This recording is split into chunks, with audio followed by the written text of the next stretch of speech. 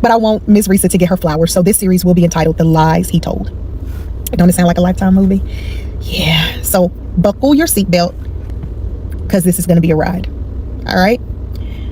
On January 5th, 2020, I contacted a restaurant called Phil and Derek's here in Houston.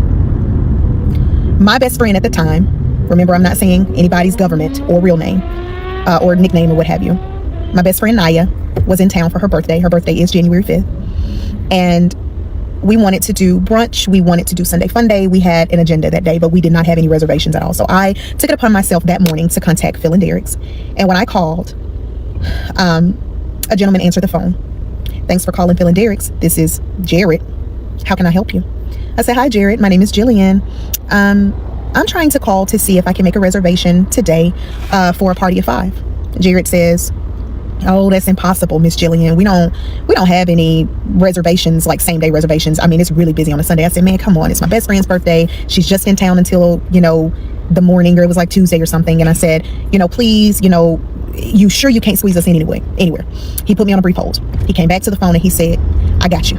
I said, "Bet, my dog. I appreciate that." And he said, "Hey, but when you come, bring me a Powerade." I said, "A Powerade?" He said, "Yeah." I said, "What color you want?" He said, "Blue." I said, "Bet." All right. So I round up all the girls. It's 5 of us. Hop in the truck. We drive to Phil and Derek's. We get there, I think, around 1 o'clock. I think the reservation was for 1. We go in. Actually, we didn't go in. I hopped out at the valet. I think I was the last one to get out of the truck, but I had the blue Powerade in my hand. And I saw this man walk outside, and he was dressed as if he was a part of the staff at Phil and Derek's. And so I walk up to him and I said, "Are you Jared?" And he says, "Yeah." He said, "Do we know each other?" I said, "Here, your Powerade." And he was like, oh, you bought it." I said, "Yeah, I did." I said, "I wasn't gonna forget about you." So we broke contact. I go in, we get seated at the section, we eat, we laugh, we talk, we drink. A guy, fine ass man, walk up to me that was sitting at the bar. He was telling me his life story. "Hey, baby, I work in the oil and gas field. I got that bread, I got this, I got that." And I'm intrigued. I'm like, "Oh, okay, boo, take me out, do something with me." So Jared walks up and Jared says, "Hey man, she already married." I look at my homegirls. I said, "I'm married." I don't see no. I said, "Sir, I don't even know that man." I'm capping at this point, because of course I just brought you a Powerade, but we was in there for a couple of hours, and so he had spotted me from the side of the room talking to a whole nother man. So he comes over and he tells him that. So we leave Phil and Derek's. We go to the address. We party. I'm in there, bottles, just us doing what we doing, celebrating a beautiful woman and making it another year. So my best friend leaves that Tuesday, and I eventually start to have a beeper. I go to the CVS Minute Clinic. I go in and I'm like, "Hey, I'm sick as a dog. I don't know what's going on. Y'all, what's going on?" They check me. They say, "Well, you don't have influenza A or B. You don't have, pneumonia." Like, they were just telling me I didn't have any of the normal stuff. But in 2020, nobody knew what the fuck COVID was. I had COVID, because guess what? Naya had came in from Dubai. Most people that were catching COVID at the very beginning, they was catching it from people that was coming from out the country. So, case in point, I was sick as a dog. I want to make it clear that I did not have Jared's number or any way to contact him after I left Phil and Derek's that day. We didn't exchange numbers, any of that shit. I'm gonna just put that out there. So of course, it's gonna be parts of the story that's gonna make me really look dumb. I ain't gonna lie. I done told y'all this before. This is a disclaimer. So I'm sick as a dog for a good 2 weeks. All right. One day it fell on my heart to call Phil and Derek's again. So I called up there and I said, "Hey, y'all got a manager there by the name of Jared?" And they say, "Yeah." I said, "He there?" They said, "No, he not here." They said, is there a message that I could leave for him?" I said, "Well, to be honest with you, I really want to leave a good review, because he took care of us. He made sure that we had what we needed, yada, yada, yada." And so they said, "Okay, let me write your name and your number down, and I'm going to have one of the owners to call you back." So one of the owners did contact me back, like within the day. And just for this story, her name is Maria. Maria contacts me and she says, "Hey, I got your number and your name, and they told me that you want to make a review on one of our managers." And I said, "Yes, Jared was amazing. I appreciate his customer service. We from Mississippi, so we know about being hospitable, and we just wanted to thank you and to thank him for just a lovely brunch or what have you." And she said, "Okay, I'm gonna definitely pass the message along. Thank you so much." We ended the call. I called back up there again, because at that point I was trying to figure out in my mind why that man had told that man that I was married. Where he get that shit from? He knows something I don't know. So I called back. I called back up there. I said, hey, may I please speak to Jared? And the man said, hold on one second. Jared picked up the phone. Hello, this is Jared. I said, Jared, I don't know if you remember me, but this is Jillian, the one that brought you that Powerade 2 weeks ago. He said, yeah, man, what's up? I said, how you doing? He said, man, I'm good. We just busy, man. I said, that's cool. I'm not gonna hold you too long. I said, but I have a question for you. I said, I don't know if you remember this, but that Sunday that I came in there, a young man was speaking to me, and you walked up and you told that man that I was married. I said, now, why would you do some shit like that? I said, I was really trying to get that man number. And that's me. I'm ignorant like this. So I asked the question. I said, why would you say something like that to him? He said, well, dudes come in here all the time and they be, on women, and women really don't be interested. So, I felt, I could come over there and kind of relieve you a little bit because I ain't really think you was feeling it, nigga. I said, oh, okay. He said, but I got to get back to what I'm doing. Is there any way that I can get your number, or I can give you my number, and then, we can talk offline? I don't really want to be on these folks' phone. I said, oh, that's cool. He gave me his number. And so we started chit-chatting. We started talking. Maybe about a week later, that's when everything started to shut down here in Houston because of COVID. Now, part 2 is where it really gets going. Part 2 of the lies he told. So we exchanged phone numbers, and we immediately start texting. About a week later, that's when we find out that the city is on shutdown because of COVID. So our very first date, red flag number 1, because it's gonna be several, just so you know, it's going to be several. First red flag, hey, if it's okay with you, I'm gonna be at work all day. Is it okay if I pull up on you? We can do dinner at your house. You don't have to cook. We can order a piece of some lights on, something like that. And I said, okay, cool. My son, the only son that I had at the time, which for this series, his name is Walker. Walker was with his dad that day, so I had the house to myself. It had to be a Wednesday or Thursday. So I ordered the pizza, and he showed up. And so we sat, we talked, and we began to start having engaging conversations about who we were to one another, such as, hi, I'm Jill, I'm from Mississippi, I have 1 kid, yada, yada, yada. All right. When you initially have a conversation with someone, you don't expect them to give you any information that's not true, right? So this is how our conversation went. Jared tells me that he was originally from Louisiana. He was born and raised in Louisiana. His grandmother, raised him. He had a daughter. He had been married before, and his ex-wife cheated on him. Ex-wife cheated on him. And she actually lives in Germany on a teaching job. He told me that he had a house with his ex-wife in Humble, Texas. He told me during this conversation, this is our very first initial conversation over pizza. He told me that his mother was a physician. He told me that his mother had him at such a young age that, of course, his grandmother had to raise him. Of course, it's believable. Of course. He told me that he went to culinary art school at the Arts Institute. He stated that he had 3 vehicles, that his credit score was amazingly high.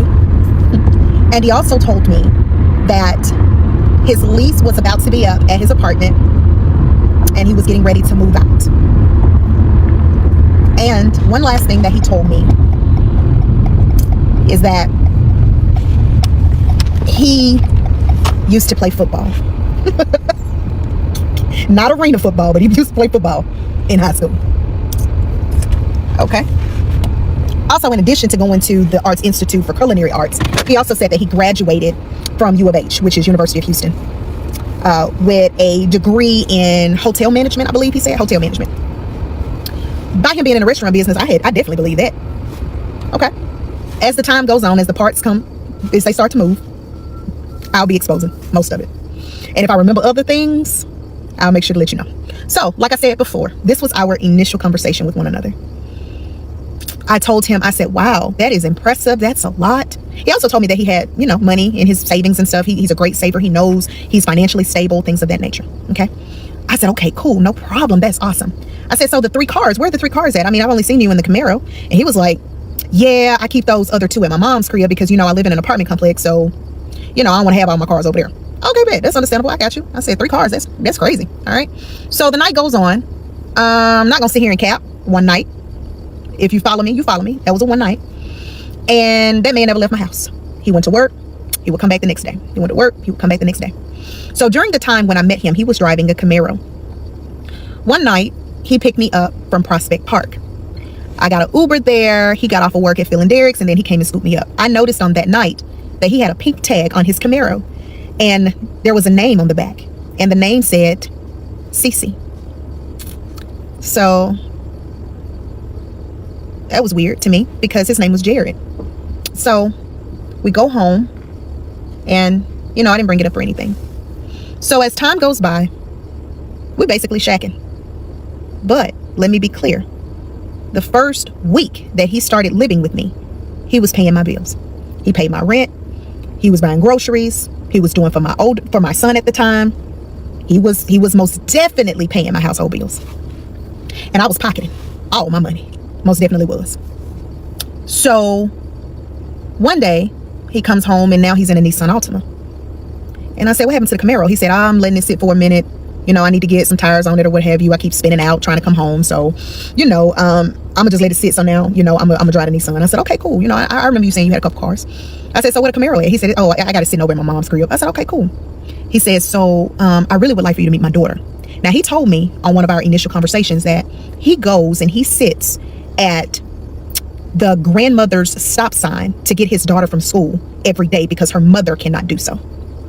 I said, wow, you pick up your kid every day? Like from the bus? He said, yeah, she's out there in Humble. So I drive out there to Humble, make sure she gets off the bus fine and everything. And then sometimes, I go and take her to get something to eat, and then I just run her back to her mom's. But she's going to school in her grandmother's district. It never dawned on me to ask him why grandmama can't get her off the bus. Never dawned on me. So I said, okay, cool. And so I noticed that he worked extremely long hours. And when I mean extremely long hours, I mean he would sometimes leave at 6 in the morning and he wouldn't be back till like 2 in the morning the next morning. When Phil and Derek's, they stay open till about 2, but he would say, no, we got inventory, babe. We doing this, we doing that. So of course, when you're in a restaurant business, I know, they have long hours. I do know that. So I ain't knock him. I ain't asked too many questions at the beginning because I was like, surely he working. He paying these bills, he working. I ain't worried about it. That's why I fucked up. I didn't ask shit. And I'm gonna tell you now, when I get to part 3, you'll start to see the lies he told. Part 3, the lies he told. So one day I said, babe, since you're going to pick your daughter up, how about you bring her back to the house and we go get something to eat? I got Walker. Let's just go and get something to eat. He said, okay, let me hit her mom up. Let me make sure that's cool. I'm gonna let you know something. So he calls me back about an hour later. He was like, babe, I'm bringing Cece. Cool. So he brings Cece to my townhouse at the time. And I say, all right, let's go to Toro hibachi spot around the corner, because my baby love hibachi, right? So Walker is excited to see this baby. However, Cece is very quiet. She's very weird. And I hate to say this about a 7-year-old baby, but I know children, and I know when children are fearful, and this baby was scared. So I said, babe, does she talk? Like, is she okay? And he was like, yeah, babe, she just quiet. She quiet like a daddy. I said, okay. I said, that makes sense. So I said, baby, get whatever you want. I'm gonna pay for it. Get whatever you want. Now, at this point in time, I did not know what I know now. So I'm embracing this baby because I'm like, you know what?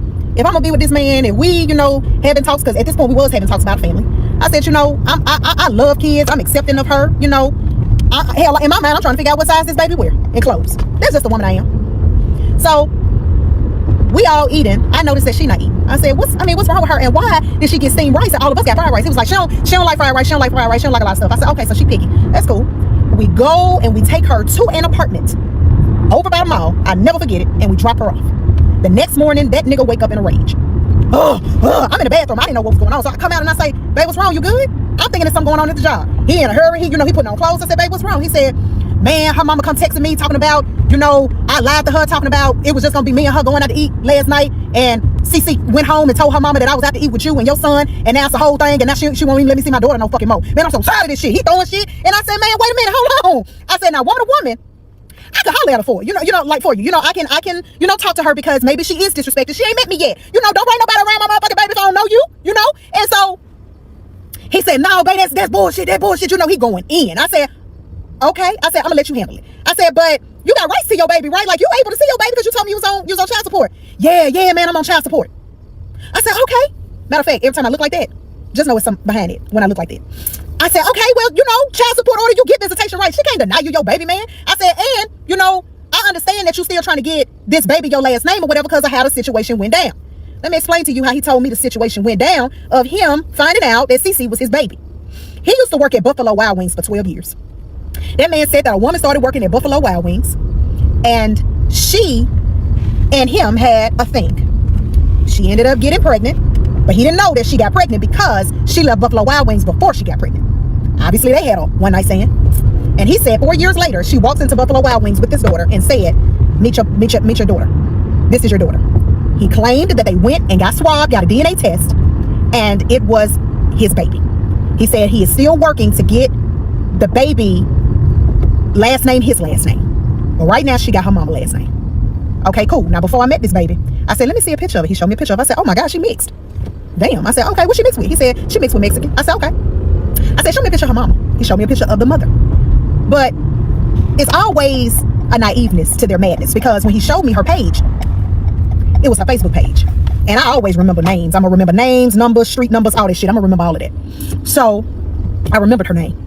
So by this time, I said, okay, well, let me know if there's anything that I can do to help you.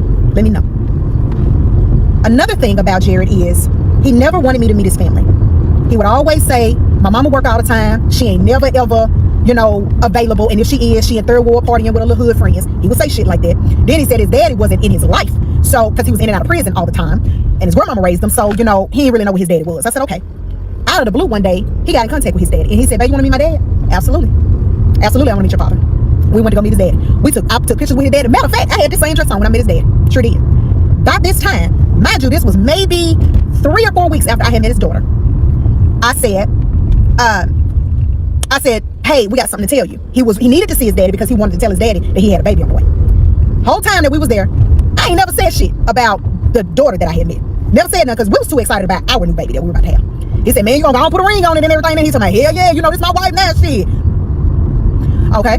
So his dad started calling and checking up on his new daughter-in-law. He called me one day. He said, hey, baby, how you doing? I said, Pop, I'm good. I said, everything going well. We got a doctor's appointment set up after we leave Mississippi because at this point, I'm going to take homeboy to go see my folks in Mississippi because at this point, you got to meet Mr. Daddy. You got to meet my daddy, okay? And he was like, okay. I said, and speaking of, I forgot to tell you when I saw you that I had met your other beautiful granddaughter. He said, Chucky daughter? I said, Chucky? He said, yeah, my daughter Chucky. I said, no, not Jared, sister. I said, Jared baby. He said, Jared baby. I said, yeah, Jared daughter, CC, man, stop playing. He said, Jared ain't got no motherfucking kids. I said, man, Jared has a 7-year-old daughter. Maybe you confused because, you've been in and out and stuff. And he said, I ain't been in and out that damn long. And to be honest with you, he said, I'm gonna just tell you this. My nephew told me when I was locked up that Jared is a stone cold liar. He said, so I'm gonna tell you right now, ain't no way in the world Jared would have had a baby without telling his mama or me. Ain't no way he would have done it. He said, have you talked to his mama? I said, I ain't never met his mama. He said, exactly. Now, I got to go to church, but part 4 will be coming tonight. Stay tuned. Okay, guys, thank y'all so much for allowing me to go to church. Jesus. All right. I'm gonna dial this thing back. You guys have a lot of valid questions, and I know that I left a lot of things out, but I did not do it intentionally because I'm sitting around here trying to give y'all a low-level overview of my story when I really supposed to be giving y'all every specific detail, and I apologize for that. So let's get back to it. At the very beginning, I told you guys that the brunch occurred on January 5th of 2020. After the brunch, I got extremely sick. My best friend left that Tuesday. By that Wednesday or by that Tuesday night, I was already running a fever. Went to the minute clinic. They told me, hey, it ain't the flu, none of that stuff or whatever. Nobody at this time knew about COVID, okay? I'm almost deathly ill on the couch for a good 2 weeks. My kid wasn't here with me or anything, so I was basically trying to fend for myself. I started feeling a little bit better closer to maybe the end of January. I remember where I was. I remember making the phone call to Phil and Derek's and asking for him and to say, hey, I want to put in a good review on him. Then I remember getting the call back from the owner or the co-owner. And she told me, hey, we appreciate that. Boom, boom, boom.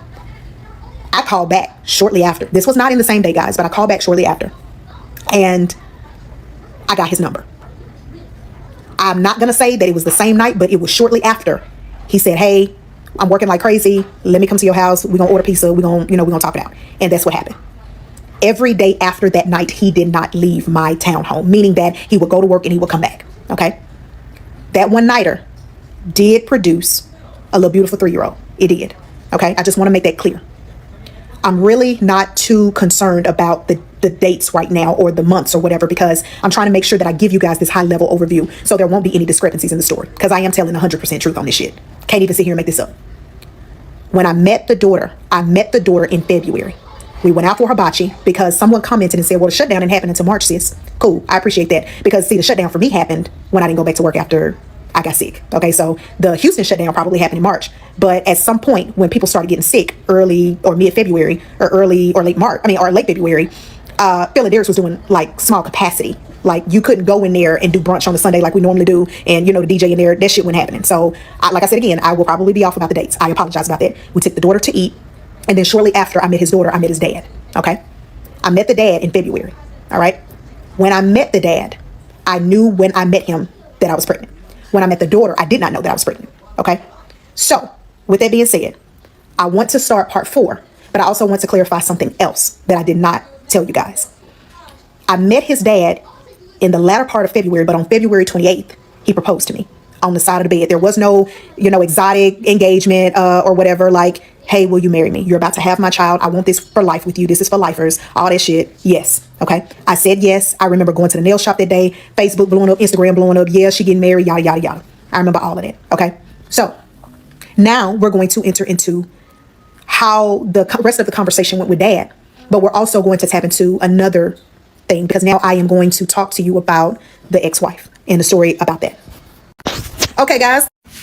Part 4 of the lies that he told. So I quickly get off the phone with his daddy, and I remembered that I saw the girl's Facebook page, the alleged baby mama.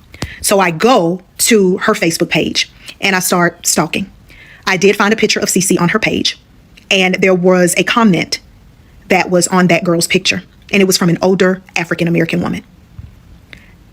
That lady commented and said, look at Granny's baby. The woman had Cece's last name, and the mom had Cece's last name. So at that time, I knew, ain't no way this could be this boy's biological baby. I waited for him to come home, and I said, Jared, I have a question for you, and please believe me that if I ask you a question, I already know the answer to it, so please don't lie to me. I said, is Cece your biological kid? That boy looked at me and he said, yeah, that's my baby. I already told you about, the Buffalo Wild Wings. I said, I hear you. I said, but let me tell you what I found out today.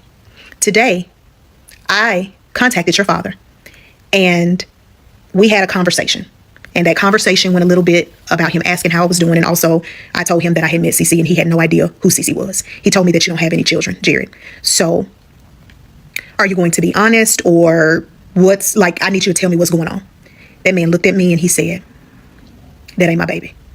He said, but I was with her mom for some time and I was about to get ready to try and help raise her because her dad is in jail. Her mom is still legally married to the father of that child.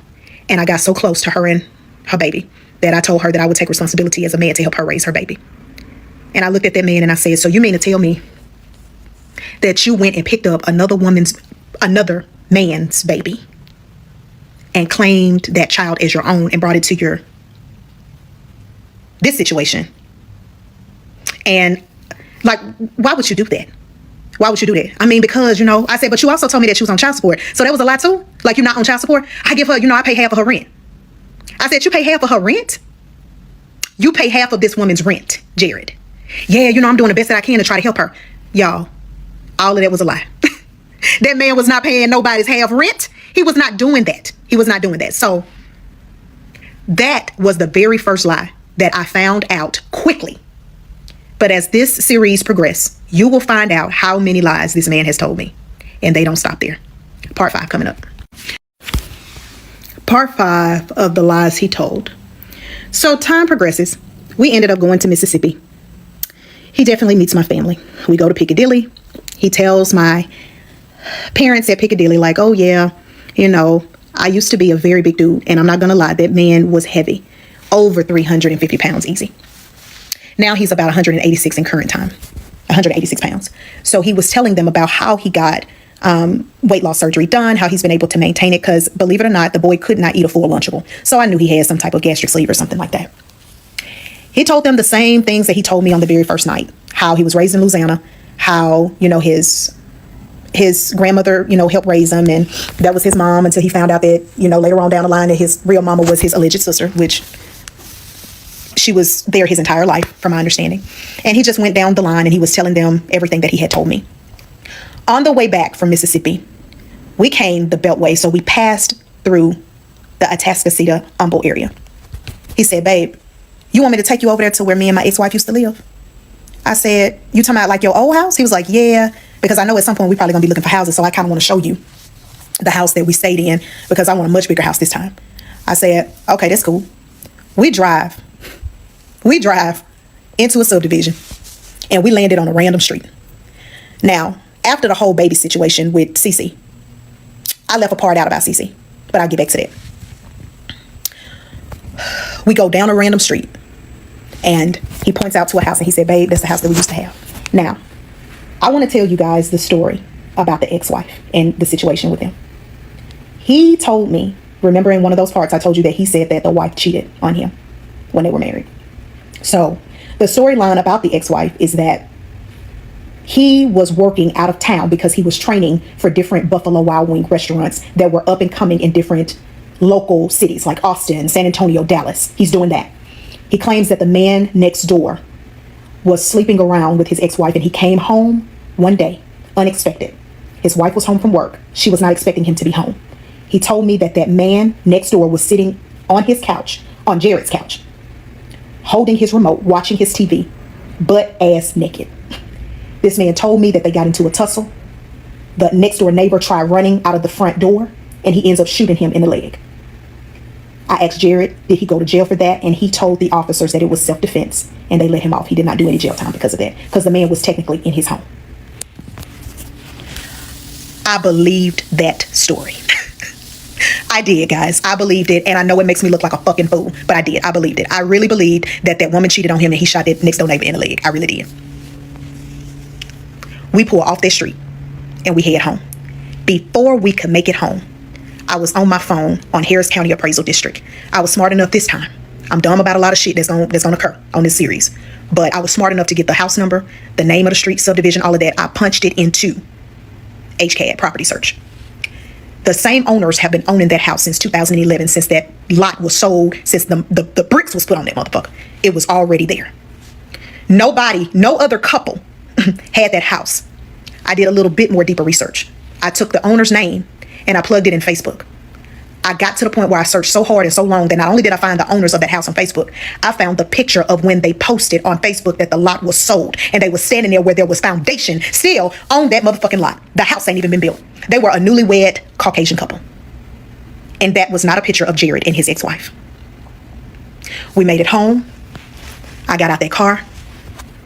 I came upstairs. I got in that bed and I put my head to the back of that headboard. And he said, baby, you feeling okay? Because mind you, I'm pregnant. And I looked at him and I said, I have a question about that house. So, with that house, when you moved there, he told me. I said, you moved there, it's on so-and-so date. I said, and you and your ex-wife used to live there. Yeah, babe, that's where we lived. I said, okay. I said, so who is Ashley and Justin? He said, I don't know Ashley and Justin. I said, because Ashley and Justin been owning that house since 2011. He said, babe, where you get that from? I said, because this HCAD. And I turned the phone around. I said, because this is HCAD. You never owned that fucking house. So who is Ashley and Justin if they're the owners of the house? That man told me, babe, man, I don't even want to tell you this. I said, tell me what? All right, man. When me and my ex-wife split, Ashley and Justin let me crash in their garage. They got their garage set up like a man cave. And to be honest with you, babe, you saw the boxes in the garage when we passed through there. That's actually where I stored my shit at. I said, Jared, I don't even believe that you know Ashley and Justin. He said, babe, I used to work with Justin at Buffalo. Again, it's another Buffalo Wild Wings. I said, Jared, yeah. I don't know how much more of this I could take, babe. I promise you. I promise you ain't lying. I said, okay, cool. He got so upset and so angry because I kept saying, all right, cool. Don't even worry about it. Okay, cool. He kept getting so angry that he ended up storming out of that house and he was gone for hours. I have no clue where he went. So now that we have talked about the supposed house that they lived in, let me get to the part about the ex-wife. So I asked him, I said, and you say that you got married when? He told me a date. Might have been 2015, 2016. I said, and you said her name was Pierce Wood. He told me her last name. We're going to say it's Pierce Williams. I said, why ain't no divorce decree for you and Pierce? He said, we got married in Louisiana. I said, oh, okay, y'all got married in Louisiana. I said, okay, I ain't checked Louisiana. He said, oh yeah, if you check the records, they there. I said, okay, bet, I'm gonna check them. I'm a damn sure check them. He said, why are you asking me all of these questions? I said, because you done lied about having a daughter. You done lied about the house. Now, if you do have an ex-wife, I really kind of want to know now what really happened with y'all, because ain't no way in the fuck you done shot somebody. Ain't no way you done shot nobody. So now, let's move into the ex-wife story. Conceive a child. Due to the fact that he was very obese in the earlier part of his life, and also up until around the age of 28, because he did tell me that he got the gastric sleeve surgery. He told me that it was impossible for him to have kids. His stuff just didn't work. And I said, wow, that's crazy. He said, and to be honest with you, it is so crazy that you got pregnant by me, because I didn't ever think I would be able to have kids. I said, well, I mean, you done lost a lot of weight, babe. Like, I'm trying to be encouraging. I'm trying to let him know, like, hey, you're not big no more. Because at that point, I saw that there was a lot of, what's the word that I'm looking for? Low self-esteem there. So I was like, I don't want you to start feeling insecure about yourself. It's okay. So we move on. He talks to me about the whole story, about what I said in part 5, about how he caught her cheating with the man, yada, yada, yada, So as I have now currently found out that he was never married, I approach him about it. I say, hey, I could not find a divorce decree or marriage license for you and your ex-wife. I said, so of course, I have told you this before, and I'm gonna tell you this again. If I ask you a question, I already know the answer to it. So you might as well go ahead and let me know. Have you ever been married in your life? That man looked at me like he always do.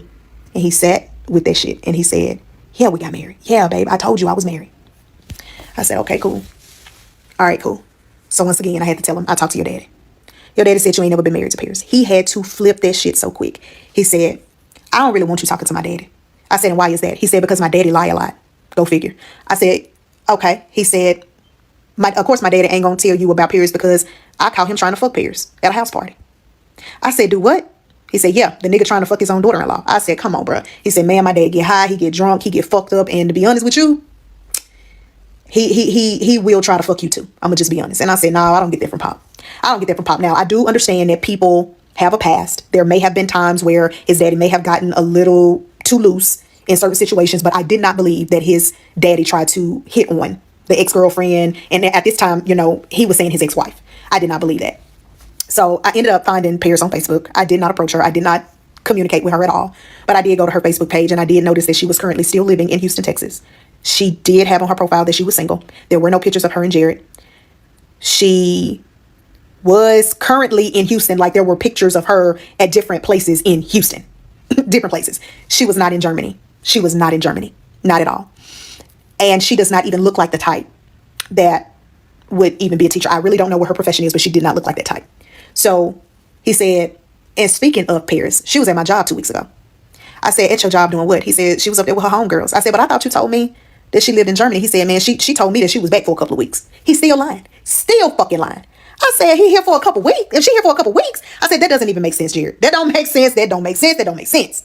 So, and all in all, I did get him to admit to me that he had never been married. He ain't never had no kids, and he never did live in that house. I did get him to admit that.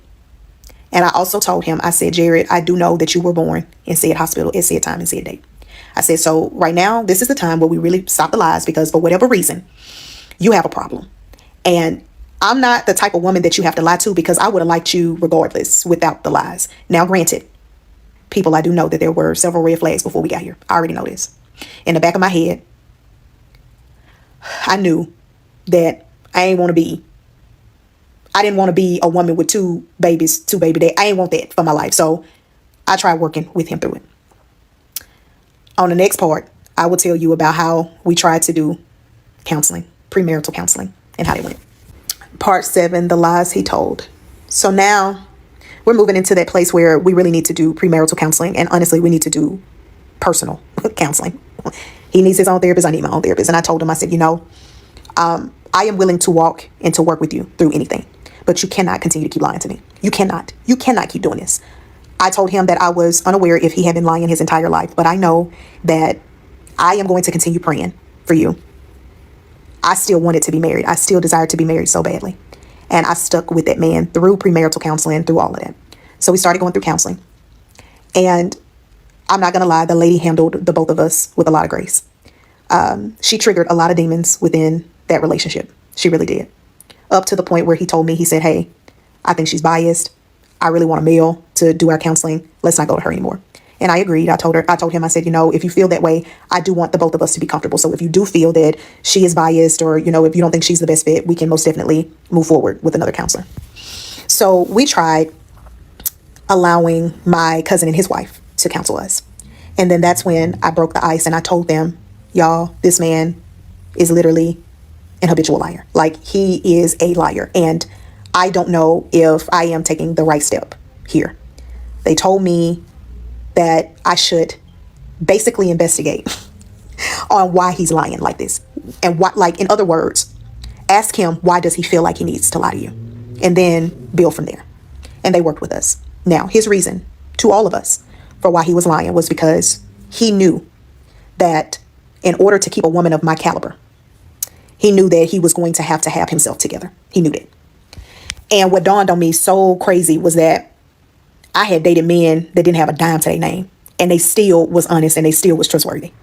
And then I turned around and got crossed up with a man that did nothing but lie to me. He was paying some bills, but I deserved better. So, and all in all, marriage counseling did not work for us. Well, premarital counseling, it did not work for us. I prayed. I got through it. He went to every doctor's appointment with me, for kid. He was there every step of the way. And I said to myself, I said, you know what? Like, I'm going to take this chance. It was stupid. It was the dumbest thing. But once again, this was on me. This was totally on me. So I knew that I was dealing with a liar. I knew the things that he lied about. That was one thing. But I also told him, like, hey, don't lie to me about nothing else. Like, let's not do that. So now I want to take you into meeting his mom. Part 8, the lies he told. So at this time, I tell him, like, hey, I really want to go ahead and meet your mom. We, at least at this point, anywhere between 2 to 3 months in the game. I said, hey, I really feel like it's time that I meet your mom. You've met my family. I've met only your father. I met a couple of your cousins when we was over there visiting with your daddy. So let me meet your mom. He tells me, babe, remember I told you my mom is a doctor and, her availability is a little tight. I said, okay, cool. I said, but still, I really do need to meet her. Now, prior to me meeting her, when he told me that his mama was a doctor, when I found out his mama name, I did a Google search because he told me that she owned her own practice, and she did, it was like she was like a primary care physician. Like, she did everybody, babies, adults, she was just a PCP all around, but she had her own practice. Now, I looked up all practices in Houston, Texas, and surrounding areas. Her name did not come up as being a physician. Her name did not come up as being someone that owned their own practice. So I was concerned about that as well. And so he contacted her. He never told me like a date and a time that we were going to meet. One Saturday, I was at home. I probably was laying in the bed. He called me because he was at work at Feeling Deers, and he said, babe, my mom, she gonna pull up. If you want to meet her, you can come on through. Bet, I'm on my way. Put on clothes, got up there, and his mama came roughly shortly after I got there. Excuse me. I said, I walked outside, I went and met her, and I said, hi, it's so nice to meet you. He said, mama, this is Jillian. Jillian, this is my mama. I said, it's really nice to meet you. She looked me up and down, and her first question to me was, who is your OBGYN? Ma'am, hello? How you doing, ma'am? Who's your OBGYN? I said, Dr. Kathy Sander at Kelsey Bowl, one of the best in the nation. Okay, I know some folks over at Kelsey Bowl. I can always make a phone call if I need to. Now, at the time, I'm looking because I'm saying to myself, oh, maybe she's just concerned about the well-being of her grandchild, and if something were to ever happen, maybe, if I needed assistance or something, she could make a phone call. That's not what that was at all. Not what that was at all. After she asked that question, I said, oh, okay. And she said, so I have another question, though. You and him, y'all met pretty fast. You already pregnant by him? Trying to insinuate that there is no way that I could be pregnant by her child. Ma'am, it have been 2 or 3 months. We have been back to back, ma'am. So yeah, this is baby. This most definitely his baby. Ain't nobody else been at my house but your son. Yes, ma'am, this is your baby. So that had already put a bad sour taste in my mouth about her, because now you asking inappropriate questions in our first conversation at that. So I had a little trouble trying to have respect for a woman that was so disrespectful to me at the very first attempt. So later on that day, he comes home, or later on that night, he comes home, and I say to him, hey, I didn't really want to bother you about this when you was at work.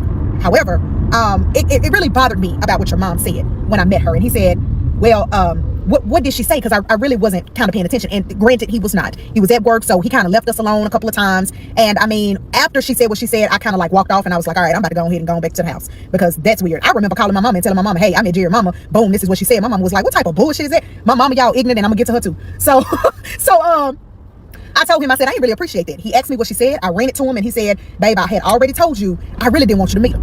He always referred to her as her first name. He never really called her mom. He never did. So I said, okay, I said, I understand that you told me that she really didn't like any of your past relationships or past women or whatever. However, I am going to be the mother of your first child. Like, does that not ring a bell to her? I said, is she not gonna be like a grandmama type, you know, somebody that we will be able to rely on to like help us with the kid? He said, oh yeah, she'll be good for that. I'm sure she's pretty excited about the baby, but this all just happened so fast. Granted, it did happen so fast. Okay, cool. I said, no problem. So I get on the phone, you know, me and his daddy, we chopping it up, and I tell his daddy, I said, you know, hey, you know, I met his mom, you know, where does she work at? Because Jerry told me she's a doctor, and she had the audacity to be asking me all about my physician name and stuff like that. I said, so, you know, what's her deal? He said, man, that's just who she is, bro. That's just who she is. She always been like that. He said, but wait a minute now. She ain't no damn doctor. I'm gonna tell you that now. He said, if anything, she's an LVN. I said, an LVN? He said, man, that girl a damn nurse. She ain't no, he said, I don't even think she's a registered nurse. I said, no, bro, this woman got to be a doctor. She got to be a doctor. Like, ain't no way this man that told me that his mama is a damn doctor and she's a damn LVN or an RN. His daddy never lied to me. Do you hear me? His daddy never lied to me. Come to find out, his mama was an RN going to school to be a nurse practitioner at the time that I met him. When I tell you, when I had that conversation with his daddy, I waited a couple of days or so. And I asked him, he was driving me somewhere. And I asked him, I said, your mama a doctor where again? He said, remember, you know, I told you she got her own practice or whatever. I said, your mama RN. Your daddy told me your mama RN. He said, no, my mama most definitely a doctor. I said, okay, babe. I said, call your mama right now. Call her on the phone right now. And he did. But he did not put his mama on speakerphone. But I seen him dial his mama number. He said, Mom, what you tell me you was in school for? She obviously answered.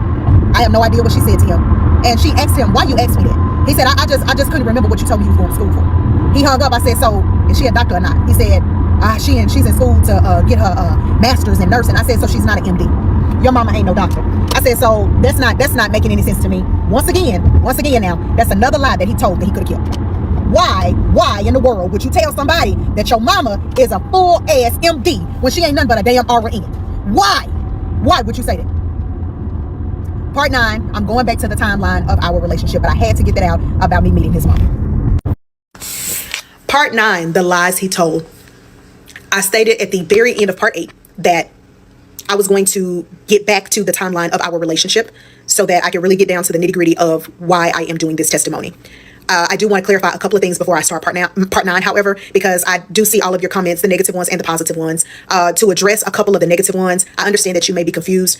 Maybe you're expecting me to be exactly like Miss Risa Tisa. That's not going to happen. I'm a totally different woman and I have a totally different story. It may sound similar, but trust and believe, hands were thrown in mine to the point where almost was some killing happening. So I'll get to that. But, you know, let me just be clear that I'm going to tell the story the way that I'm going to tell it. And if you can't stick around for it, try to go and watch somebody else, because it looks like a lot of women now are coming out with their own story. So thank you for sticking around how you have, but I'm gonna keep moving, pushing forward. Another thing that I want to clarify, I see a lot of people are still confused about the whole car situation with the tag. That was his mama's car. That was his mama's tag. Okay. The alleged baby was not his real daughter. His dad told me that, and I confirmed that that was not his real baby. I also confirmed that he was never married. I have also confirmed that he never owned a house with his ex-wife. I confirmed that his ex-wife was not in Germany teaching. I have confirmed a lot of things so far. So if you hadn't gotten caught up, try to watch parts 1 through 8.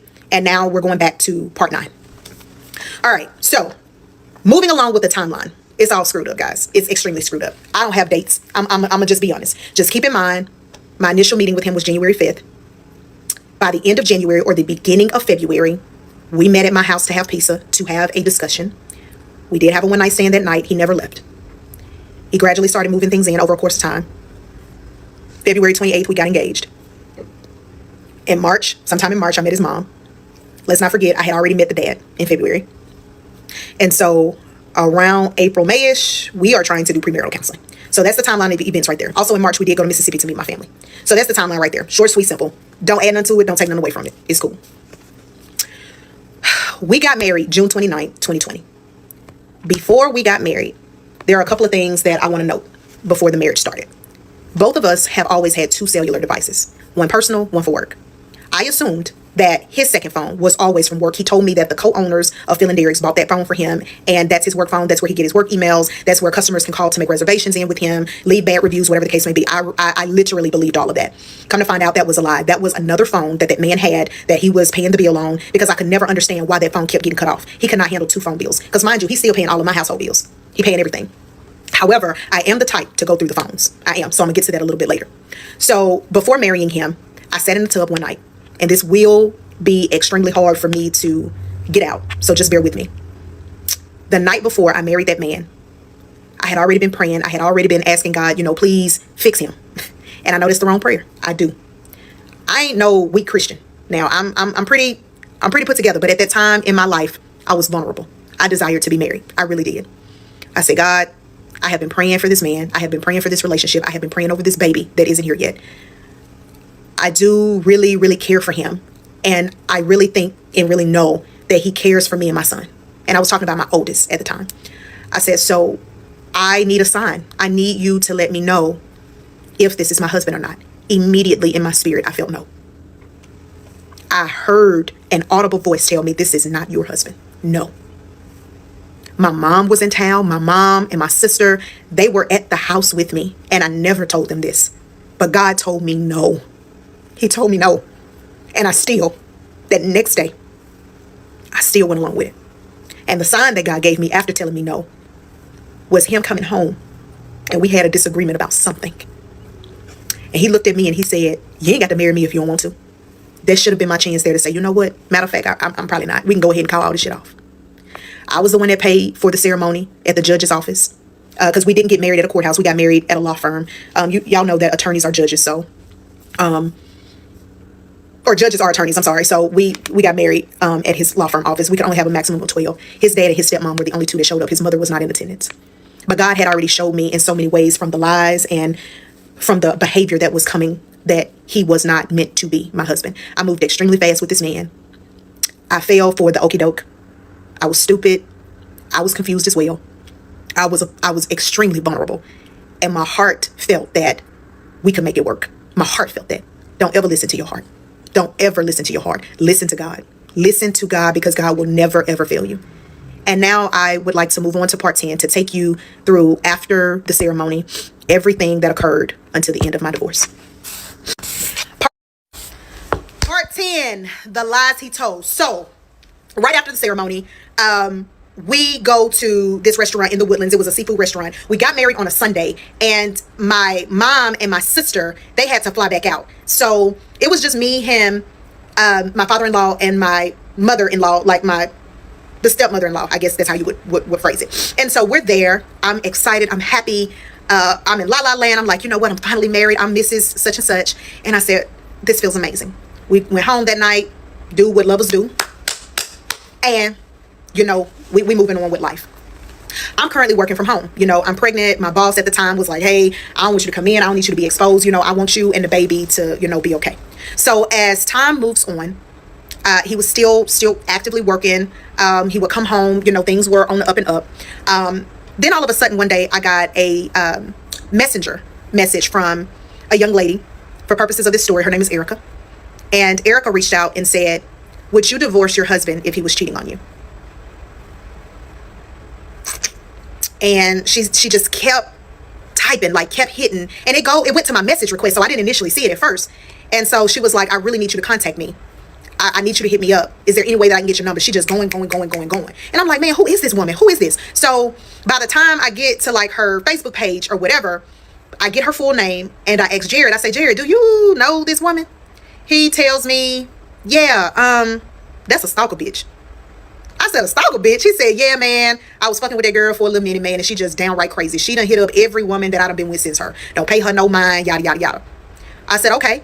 And I said, so how she get my information? Because you got her blocked on. He told me she was blocked on everything. He said, man, I don't know. She probably went to my daddy page, seen your name, because his daddy did post pictures nonstop of me. Always posted pictures of us together, posted pictures of our marriage, posted pictures of me. When I would post pictures, he would repost the pictures. Was my dog for real, still to this day, my nigga. And so I said, okay, that's kind of strange. So I responded back to her, being the woman that I am, coming woman to woman. Hey, sis, I'm Mrs. Such and Such. Mrs. MRS, period. Being the biggest dumb bitch in the world. I said, I know my motherfucking man. He go to work. He come home. He ain't, I already know that you a stalker. I know this, that, and the third. And so I blocked him. This woman did try reaching out to me on Instagram later on, in the story, all of that type of stuff. And I am going to get back to her. So something led me to start going through his devices. He did have two phones, one personal, one work phone. So I would always go through his phone when he was asleep. The reason I started going through his phone was because the phones would start vibrating in the middle of the night. Who calling you at 3 o'clock? Who calling you at 3? People were texting and contacting him from text-free numbers. I would try to call the number back. It would say, welcome to text-free, or however the little audio go when they don't answer the phone. So I'm like, all right, that's strange. Who are all these numbers, these random numbers? I had no idea who these people were. And at the time, I didn't even know if it was multiple people. I just thought that it might have been the crazy woman that he claimed was a stalker bitch. Come to find out, that wasn't the case at all. It wasn't the case. So I would still go and visit him, like at the restaurant and things like that. And one night, he came home and he said, babe, I'm about to start applying for other jobs. I said, what's wrong with feeling dares? He was like, to be honest with you, babe, I ain't trying to be up there no more. I said, okay. He said, they working me like a Hebrew slave. You know, I need to make adjustments because you're about to get ready to have this baby, because my due date was November 15th. He said, so I need to make sure that I am at a place where I can get FMLA, because believe it or not, he did tell me that at Feeling Dares, he did not have any insurance benefits whatsoever. And I believed him because, I mean, it was, I ain't gonna say to come in because y'all will fire me up about that, but you know, more businesses that are us's, they don't offer a lot of benefits. You know, sometimes you can barely get paid. Sometimes. So he started actively looking for other positions. He finally landed at Fish City Grill in Sugar Land, Texas. We at the time lived on the border of Cypress, Texas. So Sugar Land is a hike. It ain't that bad, but it ain't down the street either. Feeling Dares went down the street either, but you know. All right. And so he says, babe, I got an interview. They're going to be paying me, I want to say that man told me they were going to be paying him $65,000 a year. It was going to come with benefits, insurance, FMLA. So it worked out perfect. I said, okay, babe, that's perfect. He said, so when this lease is up here, I will commute right now, which he did. He commuted for a good 4 or 5 months. He said, I will start commuting, but when the lease is up, let's try to look for a house. And then, you know, maybe we can find something that'll be closer out that way. See, the thing about a narcissist is they'll try to isolate you from your family, because my family lives out here in Cypress. Yes, I'm from Mississippi, but my Mississippi family, they're out here. My help is out here. I said, okay, babe, we married. So, you know, I'm like, all right, I'm gonna support you. You know, we gonna do such and such. So he starts working at Fish City Grill.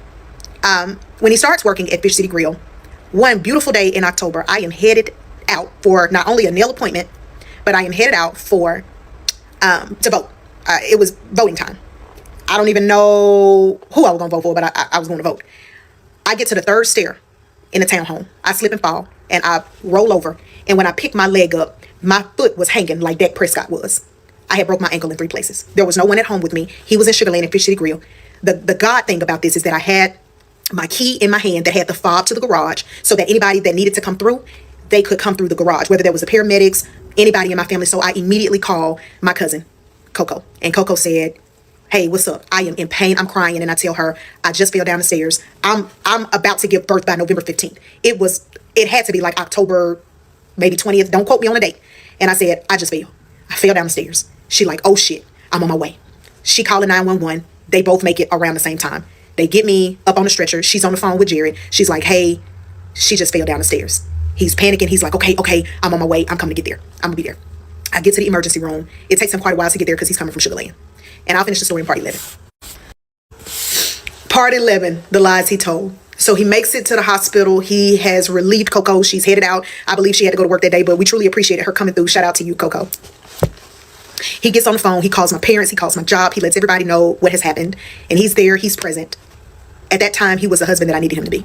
It came back that I had broke my ankle in 3 different places. All of us knew that surgery was going to have to happen. Surgery had to happen before I had the baby. This happened mid-October, and I was scheduled to give birth on November 15th. I don't do C-sections, guys, so, and that might be a little TMI, but I did not know that I wasn't going to make it to November 15th. First baby, I made it full term. I actually had him a week late. So with this baby, it was different. I went into my provider. They let me know, hey, we're going to have surgery scheduled. I think I fell like on a Tuesday, and surgery was surgery was that following Tuesday, like the next Tuesday. So I was in a splint at home for a while. I went to the hospital. I had the surgery. He was there when I woke up. He made sure everybody knew that I was fine. And we went home. Now, I lived in a townhouse, so everything was on the 2nd floor, where things started getting shaky for me. And when I noticed that this probably wasn't going to be a nice ride moving forward because I was immobile, I could not make it up the stairs. I was a lot bigger than him at the time, and there was no way that he could carry me up the stairs. So guys, I had to use my arm strength to get up the stairs, 1 stair at a time, pulling myself with my upper body strength. It was hurtful. It was painful because I was pregnant. He still continued to go to work. He never stayed at home with me. He never told his boss like, hey, my wife needs me at home. I just really sat there and had to figure out life on my own. I still had to go to my appointments at the doctor. So when I went to the doctor, to my OBGYN told me within the next 2 weeks, because that's when I had an OBGYN, the next appointment. And she told me, she said, hey, you're only 2 centimeters dilated. I said, I'm dilating already? I said, the baby ain't due though till like November 15th. She was like, yeah, well, you're 2 centimeters dilated. She said, but I'm gonna tell you right now, you gonna have these Braxton Hicks. So just, deal with it. I mean, I know that you're in pain because of your ankle, but it is what it is. And during this time I had a knee scooter. So I was like, all right, I'm gonna deal with it. And so I'm still inching myself up the stairs every now and again. I went to the doctor on Wednesday. That night at 11 o'clock, my water broke. I was about to get ready to have that baby. He was at home, and the way that he handled it, it broke my heart. He was in more of a panic and an attitude than I could ever be. I was so calm. I called my grandma. I called my mom, and I said, y'all, my water just broke. I'm about to get ready to have this baby. They said, and you can't walk? I said, I can't walk. I can't get down the stairs. Called the ambulance. 4 of the most gracious men came, and they said, we're not going to drop you. We got you. I was so scared. I had so much anxiety because I had already had anxiety from falling down those stairs, and to be taken down on a stretcher, pregnant, water broke, my husband all over the place, just a lot. I didn't even have my bag packed to go to the hospital. So I make it to the hospital. During COVID, there were certain restrictions. There was no way that it took my husband 4 hours to get to me while I was sitting in the room by myself going through those contractions. I have no idea where that man was for 4 hours. No idea. I sat in the room, and it was like the emergency room. So I sat there by myself, having those contractions. They could not give me anything. They could not give me anything because I was on blood thinners. I did not have an epidural. I had that baby just as natural, and I suffered through all of those things. All of those things. They finally put me in a room. There was no doctor in the room, but there was a nurse in the room and a nurse that was in training in the room. At around 3:30, my beautiful baby boy popped out with no doctor in that room and rolled on that bed. And he was at the bottom of the bed to catch it. And as soon as he caught that baby, he fell out. Fell out. And so I'm crying. I'm trying to, get myself together because now everybody rushing in the room. Doctors coming in. Everybody, they're like, oh my God, oh my God. So they're putting the baby under the light or whatever that is to the right. And they come to me and they said, ma'am, your husband is going to be okay. And I looked and I said, what you mean my husband going to be okay? They said he fell out. I had no idea that none of this had happened. I said, what you mean he had fell out? Do y'all know when that bitch came back in that room, he looked at me and he said, I can't even look at you right now because I saw you with all of your insides hanging out of your body. And that disgusts me. That disgusts me. And after hearing him say that, my whole world shut down. One of the most beautiful times of my life was a complete joke and a complete insult at that point. That man got on that couch to the left of my bed and he slept for the rest of the night. And I sat up and I looked at that beautiful baby. And I knew then that this marriage was not going to last longer at all. Because how could you say that to me after having your first baby? How could you say that to somebody? You gagging, you making a say, doing that while telling me. That's the most fucked up thing that you could tell a mother that just could have lost her life for bringing life. How could you do that? I'm on a knee scooter still. My ankle, messed up. He left the next morning and he went to work. I was there by myself with the nurses. And I knew that I was in good hands because I was at the hospital. You always in good hands when you're at the hospital. But shout out to those nurses because they helped me. I appreciate that. So he would come back after he got off of work and everything, but it wasn't the same because he told me prior that he had FMLA. Then part 11, the lies he told. So part 12, the lies he told. So I contacted the job, his manager at his job, and they did not know that I had the baby. They told me that, hey, we will allow him to have as much time as he needs off, but he would need to let us know this type of information because he hasn't said anything. We knew that you were expecting. We just didn't know that you had already had the baby. I said, okay. He said he did tell us about the ankle, but he never told us anything about you having the baby. But congratulations. I said, thank you so much. He got upset with me for calling his boss. Why would you do that? Why would you call up there? I need this job. I said, what is the problem? Like, you have FMLA. Why didn't you submit the paperwork? He went all around the world about, I did submit it. And, they told me that I hadn't been there long enough to get it, yada, yada, yada. But they told me that I could use my PTO days. Now, I do know that sometimes you do have to be on a job for a little minute before you can do FMLA. Now, I don't know about restaurant jobs, but I know in corporate America, you can't just get a job there and be 7 months pregnant and then expect for them to give you FMLA in 2 months. It really don't work that way. And if your job do it, don't knock mine because mine don't do that. But anyway, so I believe that. I was like, okay, no problem. So I get out of the hospital. We get home. It should not be a surprise that he never did get up with the baby at night. I slept on the couch. When I slept on the couch, I would get up with my knee scooter when the baby cried. I would go to my little baby breezer, make him a bottle, give him the bottle, burp him, go back to sleep. I did that tirelessly until I couldn't anymore, until I really didn't need the knee scooter no more, none of that stuff, okay? So I had him on October 29th. My mother and my aunt came into town for Thanksgiving. They came in, they helped me, they did laundry, they did, running errands for me, like if I needed something. They just really came through in the clutch. My mom, she couldn't come as soon as I had the baby, but I am appreciative of when they were able to make it, because they stayed with me for quite a bit, and I really, really appreciate that. He cooked a wonderful Thanksgiving dinner for us. One thing I did tell y'all, he could kick his ass off. He really could. So he did that. We fellowshipped, we ate, we communed with one another, and then, they left. When they left, I pretty much was stuck, because I said, shit, my help gone now, because he was still getting up, he was still going to work, still getting up, still going to work. My sister ended up coming in town. Now, before I tell these details about this story, I want to make sure that y'all do understand that my sister is not a violent individual. Between the two of us, I can get with you. I really can. And my sister is the sweetest, most patient woman in the world. And this is also going to be hard for me to tell, because my sister has never, ever, ever seen me the way that she saw me that day. So my sister comes into town. I had a couple of visitors over when she was here, so that they could see the baby. Like I said, this is December 2020. We're still in COVID. So I had just a couple people over there. One night, I was on the phone with my cousin. Me and my cousin, we worked together. And me and my cousin, we were discussing something. And I am a big, big motivator, like encourager. And if you put that shit on, I'm gonna let you know you don't put that shit on. And my cousin, he a noob. So obviously I made some sort of, I can't get my words together today, y'all. I am so sorry. I'm so sorry. I gave him a compliment. I'm so sorry, y'all. My mind is, because I'm trying to get the story out. I complimented him on something. Obviously, my husband heard it over the phone. Now, he was cool with my cousin. So cool that my cousin was his best man at our little ceremony that we had. There was no rhyme or reason for why he decided to get upset. My husband came in. I said, babe, hey, I'm about to Uber eat some Popeyes. What you want from Popeyes? He was like, give me a minute. I'm going to let you know. I'm still on the phone with my cousin. I let my cousin go. Me and my sister, we're discussing the conversation that I had just had with my cousin. Jared walked back through, and he creates a whole scene. Who you was on the phone with, going in. And I said, what you got an attitude for? What's wrong with you? What's wrong with you? So it's a misunderstanding in the house. Now, my sister here. One thing you're not going to do, you're not going to embarrass me in front of family. If there's an issue, let's go to the room. Let's talk about it. Don't act no fool in front of my sister, because you'll get your ass slapped. When it come down to my folks, don't do that. So I look at him and I say, man, what the fuck wrong with this man? What is going on? So I look at my sister look at me, and I said, I don't know what's wrong with him. He's storming out the door. He got his book bag on. I'm leaving. I said, so where you going? I need some space. You need fucking space. Oh, okay. I mean, what you upset about? So there was nothing for him to be upset about. Let me be clear. Whatever I was talking to my cousin about, it wasn't nothing for him to get upset about. Whatever me and my sister was talking about, it was nothing that could have offended him. He got so mad, he left the house, y'all. He left that house and did not come back that night. I told my sister, I said, I'm sick of this shit. I'm sick of this shit, because I get up every night with his fucking baby. I'm going in. My sister is like, I know. And she calm as she can be. And I broke down in front of my fucking sister, man.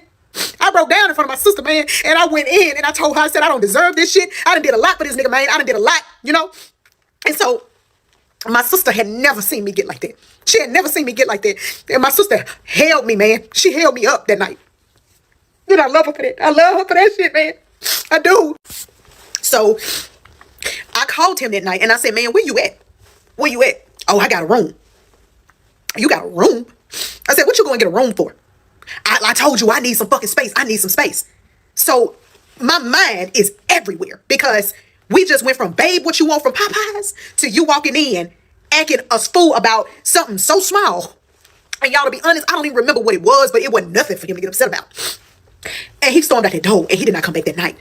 That next day, it might have been around 1 or 2 o'clock. I called his phone and I said, what are you doing? He said, I'm at the barbershop. I said, you at the barbershop? One thing about him, that nigga went to the barbershop every week. I said, you coming home? He said, I don't know. I ain't thought about it yet. I said, I tell you what, I'm going to call your motherfucking mama and you can come get your shit out of my house. He said, bet. You don't never tell me bet. Okay, so this is TikTok drama, The Lies He Told. We get through parts 13 through 18 in this upload. This has got to be the most entertaining part of the series yet. Y'all have got Got to stick around. Stick around. Grab a snack. Grab a beverage. Part 13, the lies he told. So after he told me over the phone he didn't really know when he was going to be coming back to the house, he also told me in that conversation that he had to go to work. So there was no way that he was coming back at that point in time when I needed him to. I don't know why I pushed the issue, but I did. And I told him, I said, you know, hey, I'm going to call your mama. I called his mama. I said, are you at work today? She always had an attitude with me. Always. Never liked me. I said, are you at work today? And she said, no, I'm off, but what's up? I said, so I'm putting him out.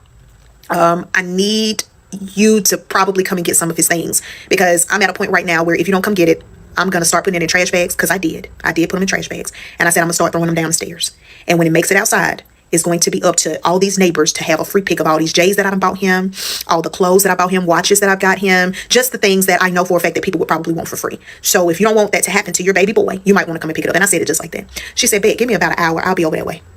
Said it so calmly. What she didn't tell me was that she was going to be coming with a friend. And what she also didn't tell me is that she had contacted Jared and said, I'm on my way to that girl's apartment. You might want to meet me over there, because I'm also going to call the sheriff to accompany us. Why didn't you need the sheriff to come? I told y'all the bags was going to be at the door. You didn't need to bring nobody to me. So sheriffs come, they knock on the door. I ended up getting into a whole argument with her from the balcony. And we going back and forth. I'm calling her a bitch. She calling me a bitch. He shouldn't have never married your stupid ass. I told you that, I told him that you wasn't shit. I knew that you was going to do him wrong and all this type of shit. And I said, do him wrong? Bitch, I done paid for more shit than you probably done bought in your whole life. I went off. Everything that he had ever told me about her, about how, you know, she was a young hoe, all that type of stuff, I had went off. I said, and Pop done told me, because I said his real name. I said, by the way, Pop told me that he didn't even know if Jared was his motherfucking baby back in the day with your whole ass. I mean, I'm going in, bro. I done went for the juggler. Do you hear me? And so she was like, he said that. I mean, she going it. That motherfucker ain't told you that. So I called him on the phone. I said, man, Cece over here acting a fool. She over here, because now mind you, I'm going with the tag name. I said, Cece over here acting a fool, bro. You better come get your baby mama before I kill her. You know, I'm saying all types of stuff. And he was like, calm down, daughter, calm down. You know, what he done did. I told Dad everything. Now I'm on the phone with him while I'm sitting on the balcony. She's still down there. Yeah, bitch, I bet you won't bring your ass outside. Now her friend hyping the shit up. She ain't gonna come with that fucked up ankle. They down there acting in. They going in. And I told her if I ever catch her in these streets, she ain't got to worry about it. There won't be no talking. It won't. So sheriffs pull up. They say, ma'am, we understand that you don't want to let her in, but please let him in, because he wants to verify that all of his things have been placed in these garbage bags. He want to make sure he want to do a walkthrough to make sure that nothing else in this house is his, because obviously you guys are about to go into a separation mode, and we are just here to make sure that he gets all of his things. I said I have no problem with that. I go downstairs myself, because by this time, if I can remember correctly, I'm in a boot. This was in December now, so I go downstairs. And I let the sheriff in, and I let him in. And I slammed the door in the mama face. She, let me at that bitch. Acting a fool outside. Do you know that bitch had the audacity to get on top of my government car and start twerking? And her friend recorded it. Why would you do that? Just stupid. So he comes in. He goes through. And he said, I believe I got everything. He did take like something that was in the bathroom. It might have been like a bag that had like a cologne or something in it. But he pretty much took everything out of it. And then they left. And that was it. He did not say anything to me about the baby. The baby was actually in the home. He didn't kiss the baby. He didn't say, bye, son. None of that shit. Now, it's important to note, too, that when our baby came, he never really cared for our baby. But he always, and to this day, he still claims my oldest as his boy. He always cared about my oldest. Always. And he never really showed that type of love to the baby. I didn't pay attention to the red flag either. The reason that I felt like he really didn't pay attention to his own baby is because the baby looked exactly like him. I believe our baby just is a reflection of him. The baby looks exactly like him. I believe that's why. I could be wrong, but I don't know. I'm not in his head. So he leaves. We don't talk for a couple of days. I told my sister, I was like, I don't know how I'm gonna do this. I don't know how I'm gonna do this. I'm not gonna lie. Like, I didn't get married to get divorced. None of us do. But I fucked up. I did. I told her, I said, I fucked up and I don't know how to make it right. And she was encouraging. She was motivation for me. And she told me, she said, it's going to be all right. It all worked out in the end. And she did not lie. Because it does. She got back on the plane. She left. And I was back at home by myself again. He contacted me and he told me, he said, and this was a few days past. He said, I've been doing some thinking. I was wrong. He said, I was mad about some other shit and I took it out on you. But I want to make things right. I want to come home. This had to be the dumbest thing that I could have ever done. I let that man come back home. He said, I've been staying at, it was like a Regency Inn. He FaceTimed me from the Regency Inn. He was at the room by himself. But I don't believe that he went to the Regency Inn just to be there by himself. I do believe that he was probably there with other women. I'll get into that shit later. But I told him, I said, I did not marry you for us to be going through, you know, a divorce so soon and annulment at this point. Because, I mean, shit, it ain't even been 6 months at this point. I said, so, well, it had been. If it was December, yeah, it had been about 6 months. And I told him, I said, so I don't want to, like, go through a divorce. I'm willing to try if you're willing to try, but I need you to come home, bro. Like, what you doing? You know? And he was like, you know, I'm coming home. And he did. He came home. He put all of his things back in the place that it was. And then we continued to resume life that way. Part 14, the lies he told. So he comes back and we regroup. We resume our life. We get into another little spat because I found some stuff in his phone. Remember I told y'all previously about Erica. When he came back home, I looked through his phone. Most women look through messages. Most people look through pictures. Some people look through browser history. I look at bank statements. I look at Cash App. I look at Zelle. I look at all this shit. So I went through his Cash App. And Erica was named Erica in his phone. Picture was there and everything. The woman that he told me was a stalker bitch. She had requested a $40 Cash App. And the reason for the Cash App was wasted gas. This was on one of the nights that he claimed that he was staying in the Regency Inn. On top of that, I found messages with them. And she was saying, you know, why you didn't answer the phone? What the fuck you doing? You want me to come or not? So it was obvious at this point that he was cheating on me. I confronted him about it. I said, why was she requesting $40 for gas, for wasted gas? I said, where was she coming to? He said, I told you that bitch crazy. I said, well, what about the text messages? He said, I don't know what you're talking about. I said, well, open up your phone right now. Let me show you because I seen the shit this morning. When that man opened up their phone, the messages were gone. Completely gone. I said, so you wiped your whole fucking phone clean when you got up? Damn, that's crazy. You must have knew I had went through your shit. He was like, why the fuck you going through my phone anyway? I said, why the fuck is bitches requesting $40 for wasted gas? Why? And why would it be the stalker bitch? That's not making any sense to me, Jared. I don't understand. So we had a spat right before Christmas. We got into it real bad. And so he woke up on Christmas Eve and he said, let's get out of here and let's take the baby down to my dad in Lufkin. We left that morning. And I was so excited to see Pop because I told y'all this the realest nigga that ever was born. I got down there and at this point, y'all, my mind, my body, I was just in a different world. Because at this point, I realized that I was going through postpartum depression. And I was also having some thoughts. And you guys know what kind of thoughts. Because I was dealing with a baby full time, basically on my own. I was dealing with shit in the marriage with him. Found out he was cheating. And then it really wasn't nothing that I could do to wrap my head around how the hell I got here so fast. Because I'm telling y'all, I did the dumbest shit in the world. All of this shit, now that I'm replaying this back and telling y'all my story, this is some shit that you see and that you look at the next woman and be like, girl, I'm so glad that ain't me. But it was me. And it hurt, man. Because all of this could have been prevented if I didn't even call that damn place back. It's my fault. It's my fault. So we go down there to his dad. And, you know, his dad is so happy. We got pictures of him holding the baby. And he's so sweet. He's so sweet. And so we stay down there. And we get a hotel and everything. And we stay down there with them. We come back. He goes back to work. Things happen like usual.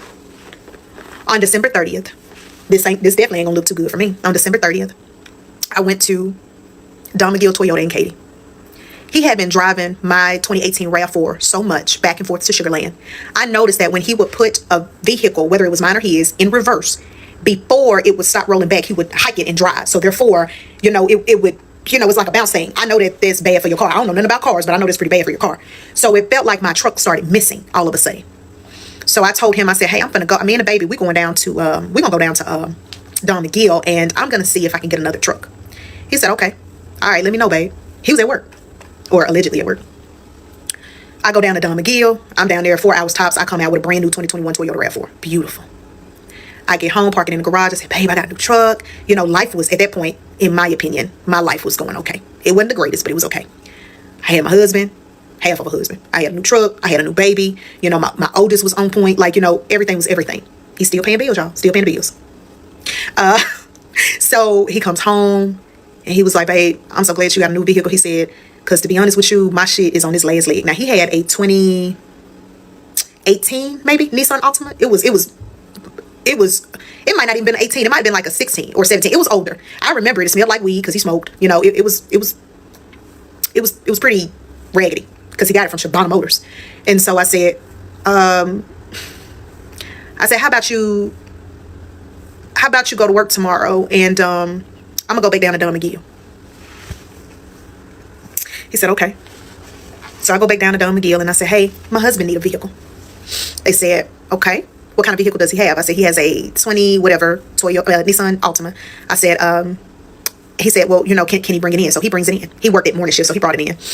And they took a look at it, and they said, you know, we can get you in a car today if you want to. He said, okay, cool. Now, mind y'all, in one of those parts, I told y'all his credit was outstanding, allegedly. We get there. He gets there. They examine the car. They tell him, we can only give you, I think it was like $7,000 for the car. He was like, okay, that's better than nothing. He said, so we're going to get you to, you know, fill out this paperwork or whatever. You know, everything's electronic or whatever. He said, but, you know, let's see what your credit comeback is. His credit came back at a whopping 437. I was in shock. I said, how your credit score of 437, and you just said a couple months ago you ready to get a house, and you told me at the beginning that your credit was outstanding, nigga. And he was like, yeah, a couple of my hospital bills that hit me these past couple of months. I said, hospital bills? He said, yeah, I got some old hospital bills from when I had my gastric sleeve that ain't been paid. So they just hitting my, you know, they hitting my credit. I said, okay. I said, so now what? He said, babe, I ain't gonna even lie to you. I ain't gonna cap. I really do need another car. Y'all know exactly what's next. I co-signed for that man to get a brand new 2021 Toyota Camry. I really wish I still had the picture so that I could show y'all the picture of us with 2 red bows on those vehicles. Both black, both brand new, no miles on it. Now we're moving to the next part. Part 15, the lies he told. So we leave the car lot, we make it home. Both of us are ecstatic because we have brand new cars. And I told him, I remember specifically saying to him, listen, I put my name on this car for you. I know how important it is to have good, reliable transportation to go to and from work. So don't fuck me over. If it ever comes to a point where you cannot make the payments on this car, let me know. Because, of course, since he's paying the household bills, I said I will step in and I will chip in on whatever it needs, you know, whatever happens. And so he says to me, babe, I got you. I would never fuck up your credit. I would never do that. It is important to note that when I signed for the car, the payments were $723 a month on a Camry. His car note was higher than my RAV4 note. I had a good trade-in, not so much him. I know, I believe the lies again. You'll see how they fucked me over in the end. So, I told him, I said, you know, next week I am going to start looking for a rental home. Because at this point, I knew that he couldn't get a house based on his credit score. I had just bought 2 vehicles on my credit, so I knew I probably wasn't gonna be able to get as much house as I wanted to for the amount that, you know, I could get pre-approved for. So I didn't even think about buying a home with him. I said, let's just do a rental. And that's what we did. We started looking at rental homes on Zillow. I would send them to him while he was at work, and I would say, you know, hey, I like this one, I like this one. And so me being the person that I am, I said, since you travel very far to go to work, let's try to find a home that's closer to your job at Fish City Grill. He was making good money there, as I thought. And I just assumed that he was going to stay at that job. I did not know that in the next 6 months, he would no longer be at that job. We found a rental home in Fresno, Texas. It was for $15.95 a month. It was 3-bedroom, 2-bath. Beautiful home. My cousin lives a street over, so it worked out. Also, my cousin and his wife that, you know, tried to help us like with premarital counseling or whatever, they lived in Iowa Colony. And so we were down the street from them. We had already said, hey, y'all gonna be the godparents to our baby. And they were. So I was excited. You know, at townhouses or apartment complexes, you have to put in a 60-day notice. So I put in a 60-day notice, made sure the mail was forwarded out there, all of that good stuff. Now, I was set to go back into the office. I had got a promotion at my job. I was set to go back to work at the end of February, but I asked my new boss, is there any way that I could come in to the office after I move into my new home? He said, yes. I got the babies at daycare out that way, and we moved in, and life started from there. Now, when we made it to Fresno, things became a little different. Reason being is because I had better access to go to his restaurant.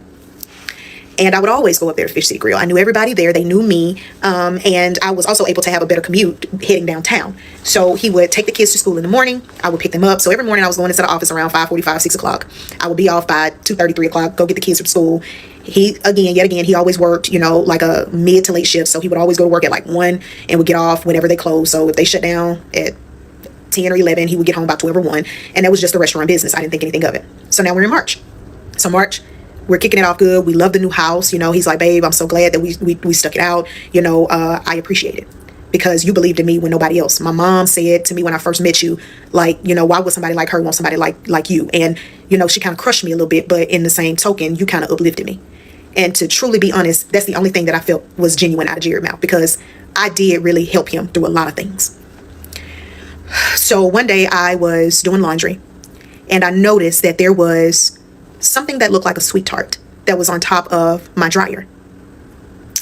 And another important thing that I need to tell you is that everything in the house I purchased with either my credit financing or I paid for it outright. So the washer and dryer is mine, furniture is mine. I bought us a king size bedroom set from Furniture Queen and Katie. Shout out to Furniture Queen. They've been rocking with me for the longest. Like, I mean, I had the house fully furnished when we moved in. There was nothing missing, nothing at all. Made sure that we were straight. And I seen this thing on the dryer and I said to myself, this got to be some candy or something from the baby. So I discarded it. I ain't think nothing of it. Eventually I found another one. This time it was on the ottoman. And so I'm like, damn, what is this? Like, is my oldest bringing like candy home from school or something? Like, what is this? It looked like a sweet tart. You know, sweet tarts are different colors. They be orange, they be blue, they be white, they be light blue. You know, they be different colors. So I'm thinking it's fucking candy. I'm thinking it's candy. So I discarded that again. All right. So now, we're going to transfer over to May. Now we're in May of 2021. In May of 2021, he would always carry a book bag. I bought him a Coach backpack. And when I bought that backpack, he was happy about the backpack because he said, babe, this is so nice. I paid $500 for a Coach bag. Why? $500. I did. But I never knew what he carried in that book bag. Never knew. And so one Sunday morning, he was asleep, but he left the book bag in the guest bathroom by the kids' bedroom on the other side of the house. I walk in there because I was cleaning up. I was probably doing laundry or something, and I was cleaning up, and I said, let me look in this book bag. The fuck be in this book bag? And when I opened that book bag up, y'all, I found a baggie of different colored pills that was in that bag. Orange, blue, and white. I immediately took a picture of the bag that it was in, and I sent it to my cousin. And I said, what do you think this is? My cousin around the corner. And she said, I don't know, but I got a pharmacy friend. Let me find out. She sent it to whomever the friend was. And she told me, she said, now, according to him, he says that it looks like Addie's, it looks like Speed, and it looks like some type of pain med. But those are street pills. She said, Jill, where you get this shit from? I said, well, it came out of Jerry's book bag. She said, you might want to ask him about that. You might want to ask him about that. I said, okay. All right. So I flushed him down the toilet before I asked. Because at that point, I knew that I was dealing with a man that not only lied, but that was also taking street pills and was possibly addicted to them. Part 15, the lies he told. Part 16, the lies he told. So I flushed these drugs down the toilet. One thing I knew about my ex-husband was that he smoked hella weed. I knew that. And I never smoked with him either. But there were times where he would call the weed man, and the weed man would pull up to the townhouse that we lived in, or pulled up to the home that we were living in Fresno. And it could have been two different niggas, I don't know. But he would always have product. I knew that he wasn't dealing. I knew that he was actually doing the shit. I knew it. So, because I would smell the smoke, he would sit in the garage for hours when he would get off, and he would never be able to go to sleep. There were so many signs that I missed. Some of the signs that I missed was he hardly ever slept. He was always on go. He really wasn't very active in the bed like that. It was wishy-washy, you know. It was then, and it was then, and then it was might have been, you know, that type of stuff. So there were different signs that could have pointed to, okay, this man might also be doing something other than weed. But it never dawned on me that he might be into street pills. Never did. Because I really never saw that man take them either. But he always had that book bag with him. All right. So I flushed him down the toilet and I asked him. I woke him up out of his sleep, actually. I said, Jerry, get up real quick. He said, what's wrong, babe? The baby okay? Yeah, the baby okay, nigga. I said, I got a question. I had went through your book bag. Okay, for what? I said, you taking drugs? Like you taking street pills? He said, that ain't none of your fucking business, man. I said, that ain't none of my fucking business. That's crazy in my motherfucking house you raising your voice. I said, that is my business. Because I've been seeing that shit trailing through my fucking house where my kids could get a hold of this shit. I said, so you on drugs. You taking street pills, ain't it? And I told him, I said, now you gonna either quit that shit or you go ahead and get on up out of here. Because one thing I'm not gonna do is put my kids in harm's way, fucking around with you, getting like this, and you leaving drugs every fucking where. That man looked at me and he said, I ain't gonna never fucking stop it. You can leave me if you want to. And y'all, I know y'all been waiting on it. But that is the day that I waited for him to go in that room and start ironing them clothes for work. When I tell you I unplugged that iron, and I put that iron on the floor. He said, what you doing? I picked up that motherfucking ironing board and I beat the fuck out that man in my baby's bedroom. I said, because what you not gonna do is you not gonna fucking disrespect me no more. Don't raise your fucking voice at me. I'm gonna beat your ass every time, bitch. And I meant that shit. I meant it, y'all. I really did. I beat that man with that fucking ironing board. I did. And I called my mama. And I told her, I said, I beat Jared's ass with the ironing board. She said, don't do that. Don't get yourself so mad that you do something like that. I said, man, fuck that nigga, man. Fuck that nigga. So I tell her, I say, mama, he on drugs. He on drugs. So now we know that he lied, he on drugs. He go to work that day, he don't come home. Now this is the pattern that he starts of coming home and just leaving out when he want to. Don't know where he at, can't get a hold of him on the phone. He just coming in and out when he want to at this point. This is May of 2021. At the end or close to the end of May, my oldest at the time, he was getting ready to graduate pre-K and he was going to kindergarten. Mind you, I told you that both of my kids, I found a good daycare for them. So in August, my son was transitioning to the elementary school outside of that subdivision that we were in. So his pre-K school had a graduation ceremony for him. I would have never thought that my ex-husband would have missed this, but he did. He said, babe, I got a lot of people that done called out today. I'm not going to make Walker's graduation. I said, all right, man, that's cool. Part of me didn't want to really go by myself because at the time, me and Walker's daddy wasn't seeing eye to eye, and he was a little jaded because I had another baby, and, you know, he still loved me a little bit, but he married now, but, you know, I love his wife. I love his wife. So I go to the graduation, and I sit through it. I'm happy. I'm proud. Walker goes with his dad for the weekend because it was a Friday, and I decided that I was going to go up to Fish City Grill to get me something to eat. Me and Jared, we not on the best of terms, but I said, you know what? I'm going to go up here. I went up there. And as soon as I hit that door with that stroller, one of the best servers that was there, she was the sweetest thing. I don't even remember that baby name, but she walked up to me and she said, Mrs. Such and Such. She said, how you doing tonight? I said, I'm good. And she had a look of confusion on her face. I said, where's my husband? And she said, he got off 2 hours ago. It was like 6:30 in the evening. I said, impossible. He missed my son's graduation because he said he was going to be working. Y'all didn't have enough people on shift. She said, oh, we have a full staff tonight. He told us that he was leaving for the night about 2 hours ago. So 2 hours ago would have been like 4:30. The graduation started at like 5. So I said, oh no, boo, let me call him. So she's standing right there. The restaurant packed. You really wouldn't even know what to sit in there. So I kind of pull over to the side of the door. I make a phone call. He don't answer me.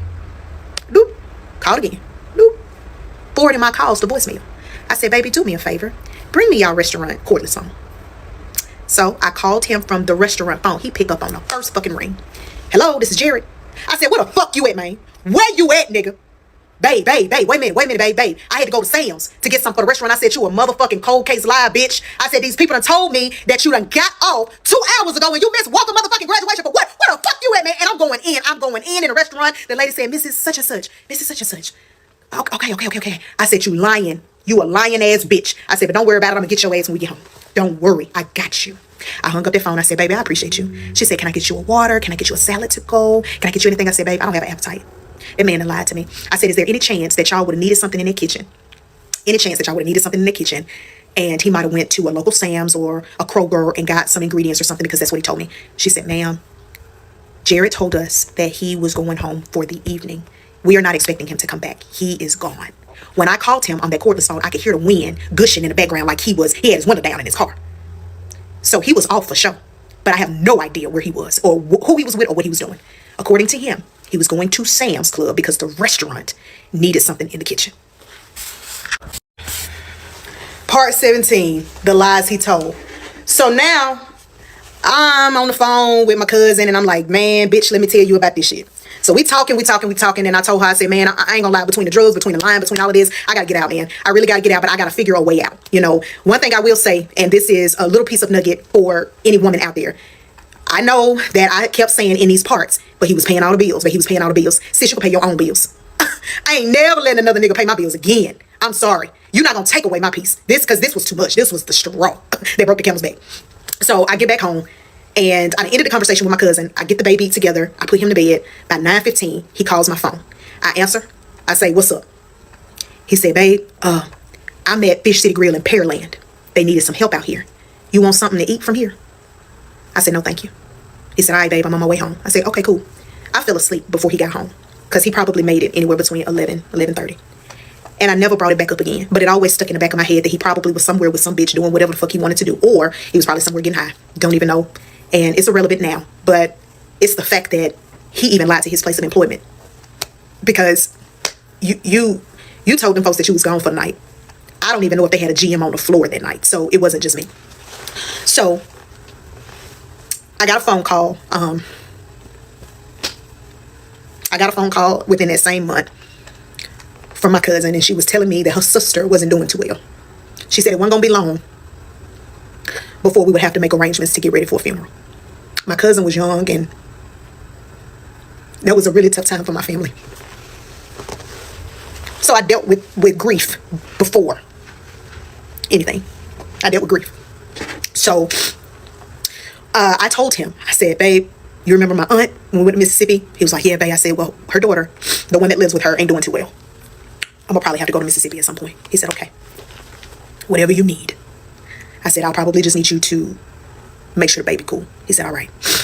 So I got that phone call one day while I was driving into work. So that'll come back sooner or later. And I'm sorry, y'all, I get emotional on certain points because I'm really not over her yet. I'm really not over it yet. So one morning, about 5 in the morning, I get up, I'm getting dressed for work like a normal day. And I noticed that one of his phones is laying on the couch. He's in the bed. I don't know what made me, but I did. I went through the phone. Again, I went through the Chase banking app. I was concerned at some point because he was still making all of the bills. But he was also out of nowhere giving me extra money, whether it was extra money to get my nails done, extra money to get more wigs, because I'm a wig finessa, whatever the case may be. He was just giving me bread. And I kept saying, where you getting this money from? And he told me, he said, I got a bonus at work. I don't really think restaurant GMs get bonuses, but I mean, what do I know? During the time, I thought that was truth. And I went through that Chase app. And the same day that he was getting a deposit from Fish City Grill for his job, he was also getting an unemployment check from the government. I don't know how he pulled it off. And I will tell you that the entire time that I knew this man, even up until now, he has never filed taxes. Never filed taxes. I have no idea how he's getting away with this at this point in time. So I took screenshots of that. I said, okay, he getting unemployment. But I also go to his Cash App. And I noticed that he is making a lot of transactions to the weed man. But these transactions are beginning to be between $350 to $550 a week. And I said, okay, I know that he doing weed and I know he doing the pills or whatever, but man, I thought, me and him had talked about it. I told him, I was like, hey, I know what you said about the drugs, but you're gonna have to quit it. He did come home one day and he told me that he wanted to quit. This was before I found the stuff on the phone, and he said, I do want to quit, but I'll go to a therapist. I'll go to a therapist. I believed him. I also went to his T-Mobile account, and I also found out that he had been on the phone with this one number the entire time that he be at work. Sometimes the conversations were 6 hours long. Sometimes they were 9 hours long. And some of the conversations were occurring while I was at work and he was at home. And I did not know who the number was, but I screenshotted it too. Like, I took a picture of it from my phone, from his phone, whatever. I questioned him about it all. I said, what is going on? Again, he got upset. He told me ain't no reason that I need to be going through his shit. I told him, I said, we are married, Jared. You got to tell me what's going on. Because now you fucking with the government. What you got going on, player? Like, what's going on? Again, he started this shit up by leaving the house and not coming back. Anytime we got into an argument, he would leave the house and wouldn't come back for days. So I said, all right, man. At this point, I really do got to find me a way out. I really do. So I asked him, when I asked him about the phone calls, he said, you told me to get counseling. That's my therapist. I said, what's the therapist's name? Because you're on the phone with the therapist for 9 hours. Who's the therapist? He gave me some bogus ass name. And he also was the type too, when I found shit, he said, you figured out, you the one that want to know the answer to the question. He had that type of attitude. Once again, head between the washer and dryer. Tearing that ass up. Don't please watch your mouth and watch your fucking tongue when you're talking to me. Because by that time now, I'm not going to lie, and it break my heart, I had become abusive physically. I most definitely did. Part 18, the lies he told. So soon after I got that information, confronted him about it. He said what he said, he did what he did. I started thinking in my head of solutions to be able to financially uphold this house without this man being here. It was going to be tough. It was going to be tight. But I said, I will start packing that money down for the next 3 to 6 months. I'm going to stick this thing through. But I need to at least get a good 6 months of rent under my belt so that I can be comfortable with this savings account. Because I already knew that if we split, there was a possibility that he was not going to immediately pay child support, even though I was going to put his ass on there. So I got the phone call that my cousin passed. I went home before the funeral. I went home the day that I got the call about her passing. I went home to be with her mom, my aunt. I stayed there with my aunt until my cousin traveled with her family from North Carolina. When my cousin came in town, I think I spent the next night at home, like in Mississippi, and then I flew back to Houston. He was here with the baby when I went home. But when it was time for the funeral, which the funeral was during the week, I told him, I said, I know that you have to work. And when I go home, I'll probably be home for maybe 2 nights max. But when I go home this time, I know since you're working, take the baby to my cousin, which I call aunt because she is like an aunt to me. She helped me when I first moved here to Houston. I said, take baby to her in Fairfield, in Cypress, down there by the Outlet Mall. If you know where Fresno is, you know that from Fresno to Cypress Outlet Mall is a good hour drive. That's a far drive. I said, so just go ahead, take him over there. When I get back in town, I will go and pick him up, and then I will bring him back home. He said, babe, whatever you need, I got it. You know, I know that you got to go home for this. I said, okay, thank you so much. The day came where I got on the plane and I flew to Mississippi. My cousin, which is my aunt, keep in mind now, I call my cousin my aunt, but her son was living with her at the time. And my cousin is around 36. And for the story purposes, we're going to say his name is Dwayne. Dwayne is at home with my aunt. And Dwayne is going to be the one that goes and get the baby from the car from my ex-husband. So I'm on the phone with my ex-husband. I've already landed in Mississippi. I'm on the phone with my ex-husband and I say, hey, have you pulled up? Have you pulled up on my aunt? And he said, yeah, babe, I'm here. But what apartment you say she in again? And I said, don't look for the apartment because Dwayne is outside. He said, Dwayne? I said, yeah, my cousin Dwayne, that's her son. I hear the exchange of the baby. I hear him saying, what's up, man? How you doing? I'm Jared. I'm Dwayne. I hear all that. And so I hear Dwayne saying, come on, little man. He got him. He closes the door. He said, all right, babe, I dropped him off. I said, thank you so much. We end the call. I'm at home dealing with my family because I just lost my fucking cousin. At this point, don't piss me off because I ain't no telling what I'm going to do. Because when I lose somebody like that was close to me, don't say nothing to me ill. Don't do that. That man contacted me that night while I was sitting in the same home that my cousin was living in. I never forget it. And he texted me. My aunt was on that couch. My cousin's mama was on that couch trying to rest because she had just lost her baby daughter. That boy texted my phone and he said, how are they related to you? Talking about the cousins that he dropped the baby off with. I said, that's my family from Mississippi. He said, but I'm saying though, what kind of relation is it? Are y'all first cousins? Are y'all second cousins? Are y'all third cousins? I said, that would be my mom's, if I'm not mistaken, second cousin. Now we're texting. I said, why? He said, because I've been doing some thinking. He said, let me find out that that's not your real family. I said, so who the fuck else would it be? You think I'm just gonna let my baby go with anybody? I said, man, quit playing with me, man. Don't start that. That's what I said. I said, I don't know what the fuck wrong with you. You probably off them street pills. Don't text my phone with that shit. I'm grieving right now. That's what I said. I promise you. I said them exact words.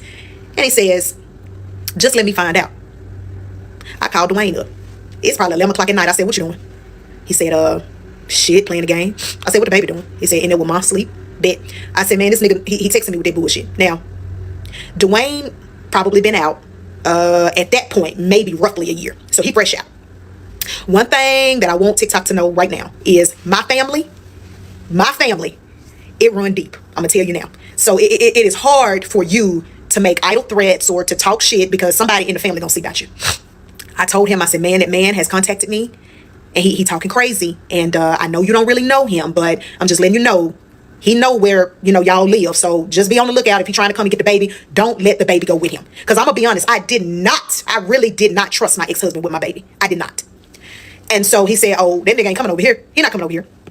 What I didn't know is that Dwayne, in the course of the conversation, he asked me where he worked at, where my ex-husband worked at. And I told him, I said, now at this point, y'all, he had left Fish City Grill. Now he at Grub Burger off of IT and Katy. I said, man, he work at Grub Burger. He said, what time they close? I said, I don't know, man. I don't know. He said, don't worry about it. What I did not know is that the following day, Dwayne called up there to Grub Burger and asked for Jared. And he told him, he said, man, this Dwayne. He said, Dwayne. He said, yeah, Dwayne, the one that got your baby over here.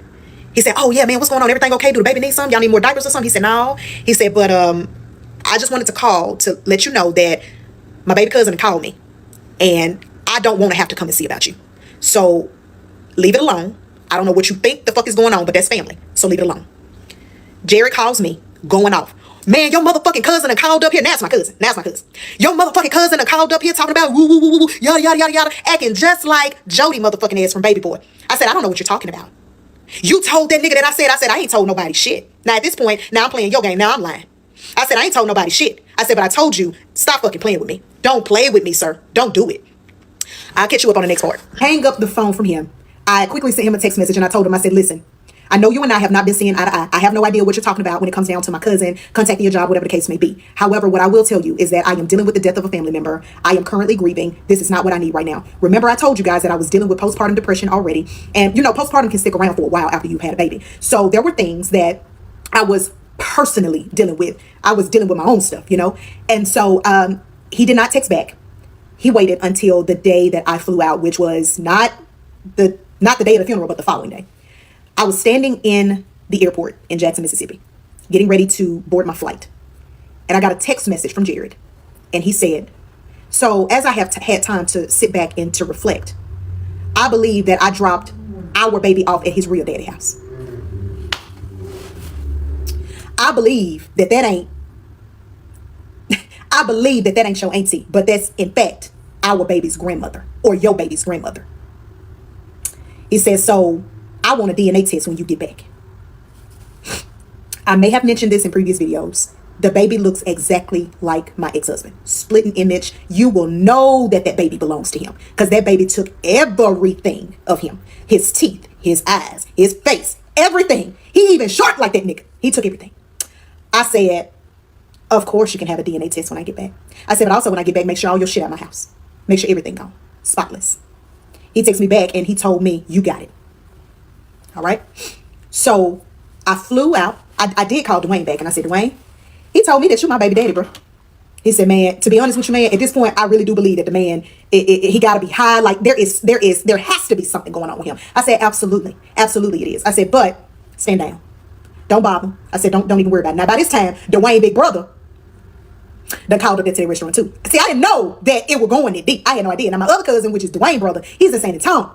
You know, he's in San Antonio. So I said, I ain't know, big boy, call homeboy job. He said, man, we not playing with that nigga, man. That nigga gonna have to see us one day. I said, all right, man, I get it. I get it. Real hitters now. Real hitters. Sometimes I just talk, but they actually walk, period. So I get back in town. Instead of me going straight home, I leave the airport. I get to my aunt. Remember now, my auntie is Dwayne's mom, but she's really my cousin. I don't want to confuse anybody because y'all get confused quick. I went to her house and I stayed with her that night, slept in her bed with my baby. And I told her, I said, auntie, I'm tired. I'm tired. She already knew what was going on. Dwayne had already let her know. But I told her, I said, I really cannot do this anymore. I just can't. She said, I know, baby. I know. So the next morning, I get up. I get the baby together. We leave my aunt's house. I travel to Fresno and I drop him off at daycare. And I go to the house. And y'all, that was the first time that I felt God in my home. Because it felt like the devil left. When I walked through that house, it was still.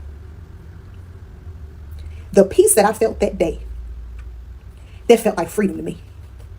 Because when I went to that closet and the left-hand side where everything that was his was at, it was completely empty. And I fell to my knees in that closet and I told God, thank you. Thank you, God, because you knew that I couldn't do it no more. You knew that I could not do it no more. You knew it. And I kept going. I kept praying and I kept telling God, you kept me, man. You kept me. You kept me. You kept me through this entire thing. You kept me. You helped me and you kept me. I could have went to jail. That man could have killed me. He could have did anything. And when I mean kill me, because when you beat somebody with an iron board, when you beat a nigga ass with an iron board, man, it hit different. For a man to get their ass beat by a woman, man. It do. It do. I can only imagine how it felt for a man to have a woman to put their hands on him. Because he a lying ass man. Because he couldn't be what a real man would be in a household. But that day was dedicated to thanking the Lord himself, because I could not muster up the faith to leave. Even through the lies, through the drugs, through the verbal abuse, through the mental abuse that man put me through the infidelity. I had so many reasons biblically that I could have divorced that man. So many reasons. But I stayed because realistically I cared for this man. I carried his child. And a lot of y'all not going to understand how I stayed through all of that. But I truly believed that somehow, some way it was going to turn around in my favor, but it never did. But what happened was that God made sure that I came out on top at the end. I didn't see it when I was going through it. I kept looking at my baby and I kept telling him, I'm sorry, baby. I brought you in here. I brought you in this world, and you don't deserve to have no daddy that don't look at you the same way he look at other people's kids and love on them. My baby didn't deserve that, dog. And he don't deserve that at all. This is that man's only child, his flesh and blood, his son. And I allowed it to happen, man. I did. And I take full responsibility and accountability for my actions. I do. But that day was the day that I could have walked with my head held high and could nobody tell me nothing. Because when that man left my house, I knew that was the last time. That was the last time that I was going to allow him to come in. That was it. Part 20, the lies he told. So I left Houston that weekend, I believe, or it might have been whenever my sister told me that she was free, and I went and I spent some time. Me and the baby, we went to New Orleans. I went and spent some time with my sister, and we went down there, and then we came back. And when we came back, I contacted him and I told him, I said, hey man, I need financial help, because when you left, you didn't pay none of the bills. I want to be clear that his move out date, the day he moved out, was July 30th. I said, I need either some support for the baby. Either you can help pay his child care, or, you know, if you feel it in your heart, however, because you're heartless now, but if you feel it in that heart, whatever heart you got, I need money to support this household. He told me that he was going to make a payment to me when he got his check. Of course, that never happened. I immediately went and filed for child support. The proceeding happened pretty quick. It was via Zoom, and turns out that every 2 weeks he owes me $436. And so that was a good thing, because that was a help. But he had been taking care of bills that I wasn't normally taking care of in that house. So it did put a financial strain on me. So I eventually went and I checked my mail, which I don't normally do. I normally do everything electronically, but for some reason, God led me to go to that mailbox in that subdivision, and I did. It was full of mail. There were statements from the Easy Tag Tollway that were hundreds of dollars from him running the tolls. There was a letter from Toyota letting me know that the car was about to be repossessed. There was a letter in there from a law firm letting us know that since the tolls had not been paid, that they were filing suit. And most of this activity happened in the past 3 to 4 months. But we got the letters when he moved out. He was not in my house when I checked that mail. He was already gone. I called my brother and I asked my brother, I said, listen, I'm in a pickle, man. You told me not to sign for that man to get no car. You told me this, but he knew that Jared had already left the house. He knew that. And I told him, I said, man, Jared ain't paid that car note. And I specifically told that man when I got that car, don't fuck my credit up. Of course he did. He said, how much is it behind? I said, it's about $2,300. Because, you know, they take on additional fees once you are getting closer to getting your car repossessed. So I told him, I said, man, it's too much for me. I can't do that.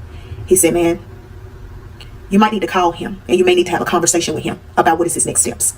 Because if he can't make the payments, he can bring you that car back and you can take that car back yourself. I told him I would call him and I would let him know what he said. I called Jared, and I don't think that I was able to get him on his cell phone, but I called that restaurant. And I said, when you get a minute, call me. And he called me back and I said, listen, I got a letter from Toyota addressed to me because my name was first on that car. And I told him that the car was about to be repossessed because he was behind almost 90 days on the car. He assured me that he was going to get the car note paid. It never happened. I logged into the online account and I noticed that since that man had that car, he only made 2 payments on that car and a partial.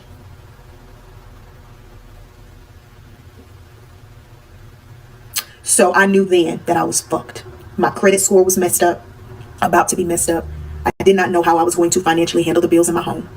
I knew that it was going to be rough for the next year or the next couple of years. It was going to be bad for me. So when he did not make the payment, they sent me another letter. And they basically said the same thing in the letter. This is, and they have a legal name for it. And I should know it right off the bat because I am in the legal field. But either way, it was them letting me know as soon as we can get to that car, it's gone. Your limit has extended for us to be able to give you the grace to pay the extra money that we told you we needed, whatever the case may be. I called that number on that letter and I told them exactly where he worked and where his mama lived. I said, y'all go get that car. Because I gave Jared two options when I called him. I told him either bring that car to me and bring me them extra set of keys that you never would let me have for whatever reason, or make the payment. And he chose to make the payment. I don't even believe to this day that man knew that I was the one that told them where that car was. Come get it, because it's mine. That's my car. It's my car. It's my car. My aunt, she wanted to buy it from me, but I told her, I said, Auntie, I don't even think that I get my hands on it. I don't think I get my hands on it. Now, he was on the car as well. He was, but he was, you know, the way that his credit matched up, they had to put me first. Had to put me first. So, that happened to me. And child support started coming in. I started, you know, figuring out that there were more lies that had been told to me more than once. Women continued to keep bothering me on social media about him, letting me know that he a dog ass nigga, he ain't shit. How could you marry a man like this? And, you know, it was embarrassing. It was humiliating. Very much so.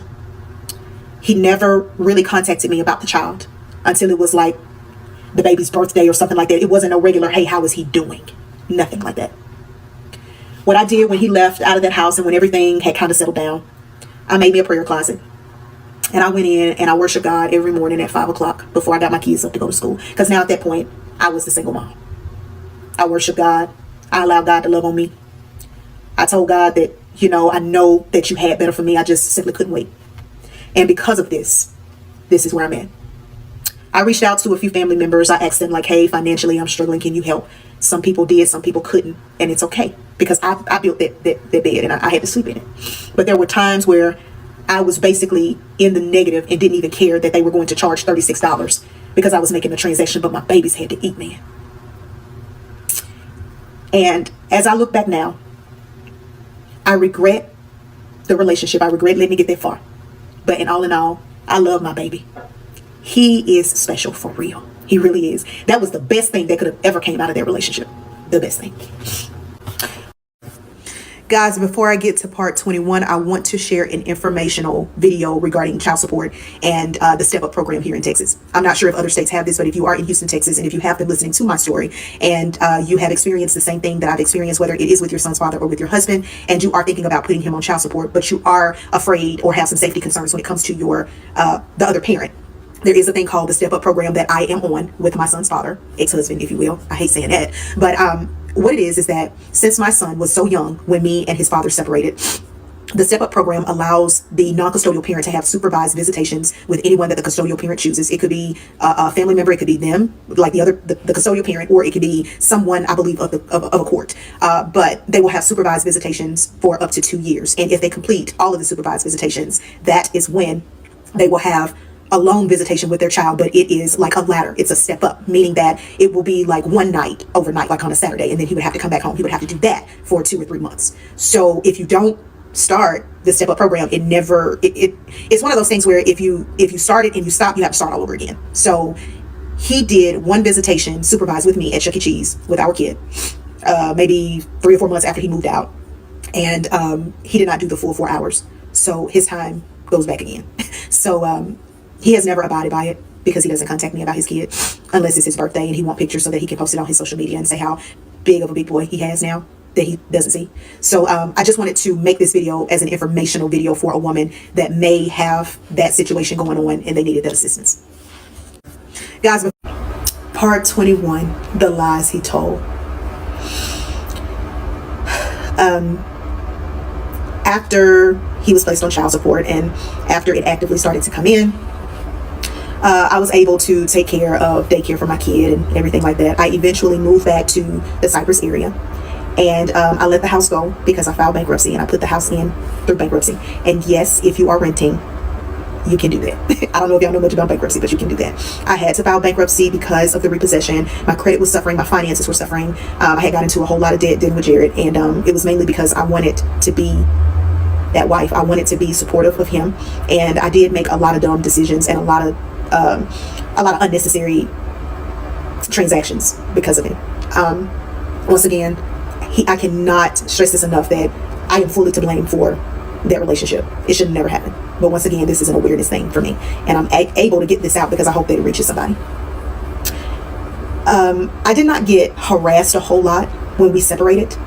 I filed for divorce in April of 2022, and I filled out a paper that stated that I could not afford the divorce. The first hearing that we had, he did not show up. The judge was gracious and said, hey, send him a text message and let him know that he will be held in contempt of court if he does not show up. I sent him a message, and at that point, I was no longer texting him from my number. I would only use a Google Voice number to communicate with him. I did not want him to have any access to me. The child support order allowed us to talk through an app when it comes down to the child. You can FaceTime in that app, you can call in that app, you can text in that app. He never would use that app, and it tells you when the last time that person was seen on the app. He definitely doesn't log in. So I sent him a message to his number, the number that I had for him, because he would continuously change numbers. And I told him, I said, hey, we had court today for the divorce. I know you were served. I had to serve you at your manny house, but I knew you were served. And if you don't come to the next hearing, the court stated that you will be held in contempt. And I don't really think that you want that for yourself. He responded back and he said, I didn't get any paperwork or anything about a divorce. I said, Jared, you signed the divorce decree. DocuSign. Still lying. I said, but it's okay. It's cool. No problem. I said, but I'll email you the divorce decree that you signed. That should be in your email. But I'll email it to you. And I did. And I did reiterate on the email that if you do not show up, you will be held in contempt. The next hearing, of course, he did not show up. He told me he was coming, but he did not. It was a default divorce. I was granted everything in the divorce decree. And he is responsible for paying for the divorce, not me. It came out to like maybe $493 because of court costs and everything like that. And I look on there often to see if he has made payment. He has not. That happened almost 2 years ago, so he has not. And after the divorce happened, and when I went ahead and did the whole bankruptcy thing, I moved on back over here to this side of town, and I've been staying over here since then. You guys may care, y'all may not care, but the baby will be 4 in October. He is vibrant, he is beautiful. People love him, people cherish him because he is special. And he does not contact me about this child, and this is his only baby that I know of. And it's sad, but that boy is going to grow up and he is going to know how strong his mama was for him, because I did a lot to try and keep his father in his life, and it didn't work. It just didn't work. So this does end the series of the lies he told. Thank you for watching. I encourage you, if you have a story to tell, tell it. It is therapeutic for me. I feel a relief. I feel like a weight has been lifted. I feel like I have helped someone. The tears that I have cried, they are real. Because y'all, I have not cried about this since I got that divorce. Because the day I got that divorce, it was go time, baby. I was at 5 Central. I was at Prospect. I was gone. And y'all, one of my best friends, Kim, she in the comments, we saw Jared as a manager at Prospect Park. He had changed jobs again. And I could not figure out where he was working at because, the child support had cut off. But we saw him at Prospect. And now he just stays within that type of company. So guess what? Everywhere he go, I'll be knowing. If you do know who Jared is in real life, I'm being serious. Leave him alone. Jared has suffered enough in life. He really has. And I know for a fact that he's not doing too well. Mentally, emotionally, he's not doing too well. So now, since this series is over, what I will do is I'll go back and address some of the comments. I'll probably be making other videos about them. I just want to clear up some things if people do have questions. I will answer things. I'm not going to answer anything stupid. I got the comments to where I view them before they go on my page. So if you done said something snotty or stupid, it's not going to show. I don't care. Get a life. But I really do appreciate it. I love you guys. I want y'all to stay humble. And guess what? I got another story to tell.